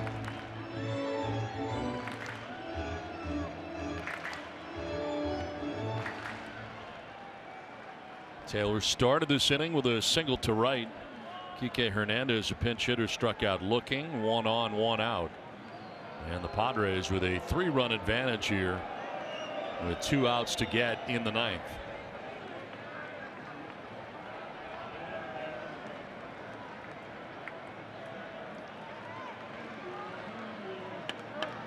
Swing and a miss, and Grandal strikes out. Back-to-back Ks for Brad Hand. 2 down in the 9th inning. It's almost as if they really ticked off Brad Hand after that single off the bat of Taylor. He says no more. Strikeout. Kike Hernandez. Strikeout. Yasmani Grandal. Who's next? Now Cody Bellinger has struck out, walked, stolen a base, and fly to center, fly to left. Padres in a shift on him on the right side. Runner goes as Bellinger will take strike 1. Defensive indifference gets Chris Taylor to second base.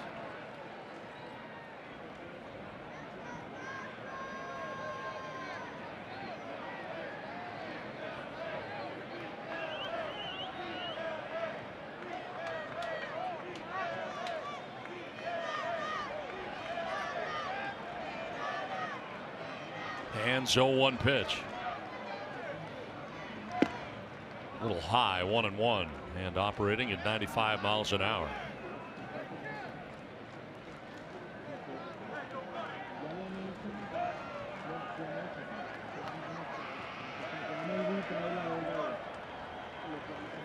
Center fielder Jankowski over to right center, playing for Bellinger to pull in the infield and the outfield.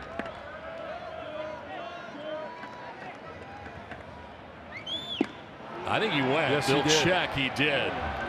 Third base umpire Jim Reynolds said he offered, and it's 1-2. Now 2 strikes. Ian Wave is going to move to the right side of the infield on the shift and trade places with Freddy Galvis.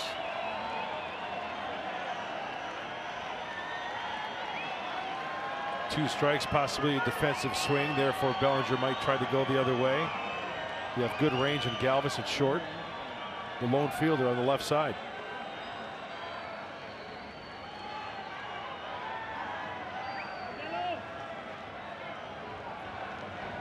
Bellinger staying alive, getting a piece of that, fouling into the screen.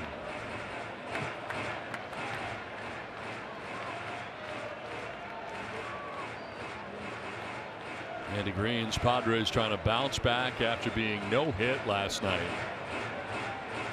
Combination no-hitter by 4 Dodgers pitchers.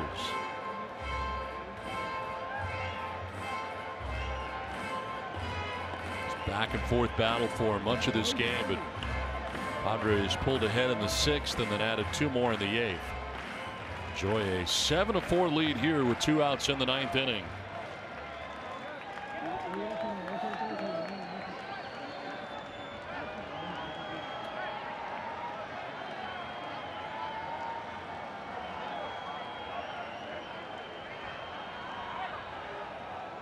One-two pitch.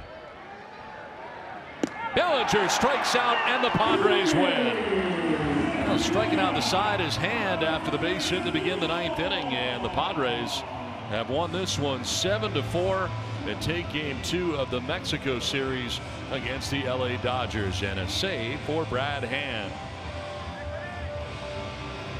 Well, for those of you watching on FS1, we now take you to Monster Energy Supercross in Las Vegas. And for those of you watching Fox Sports San Diego, here's Mike Pomerantz to tell you what's in store.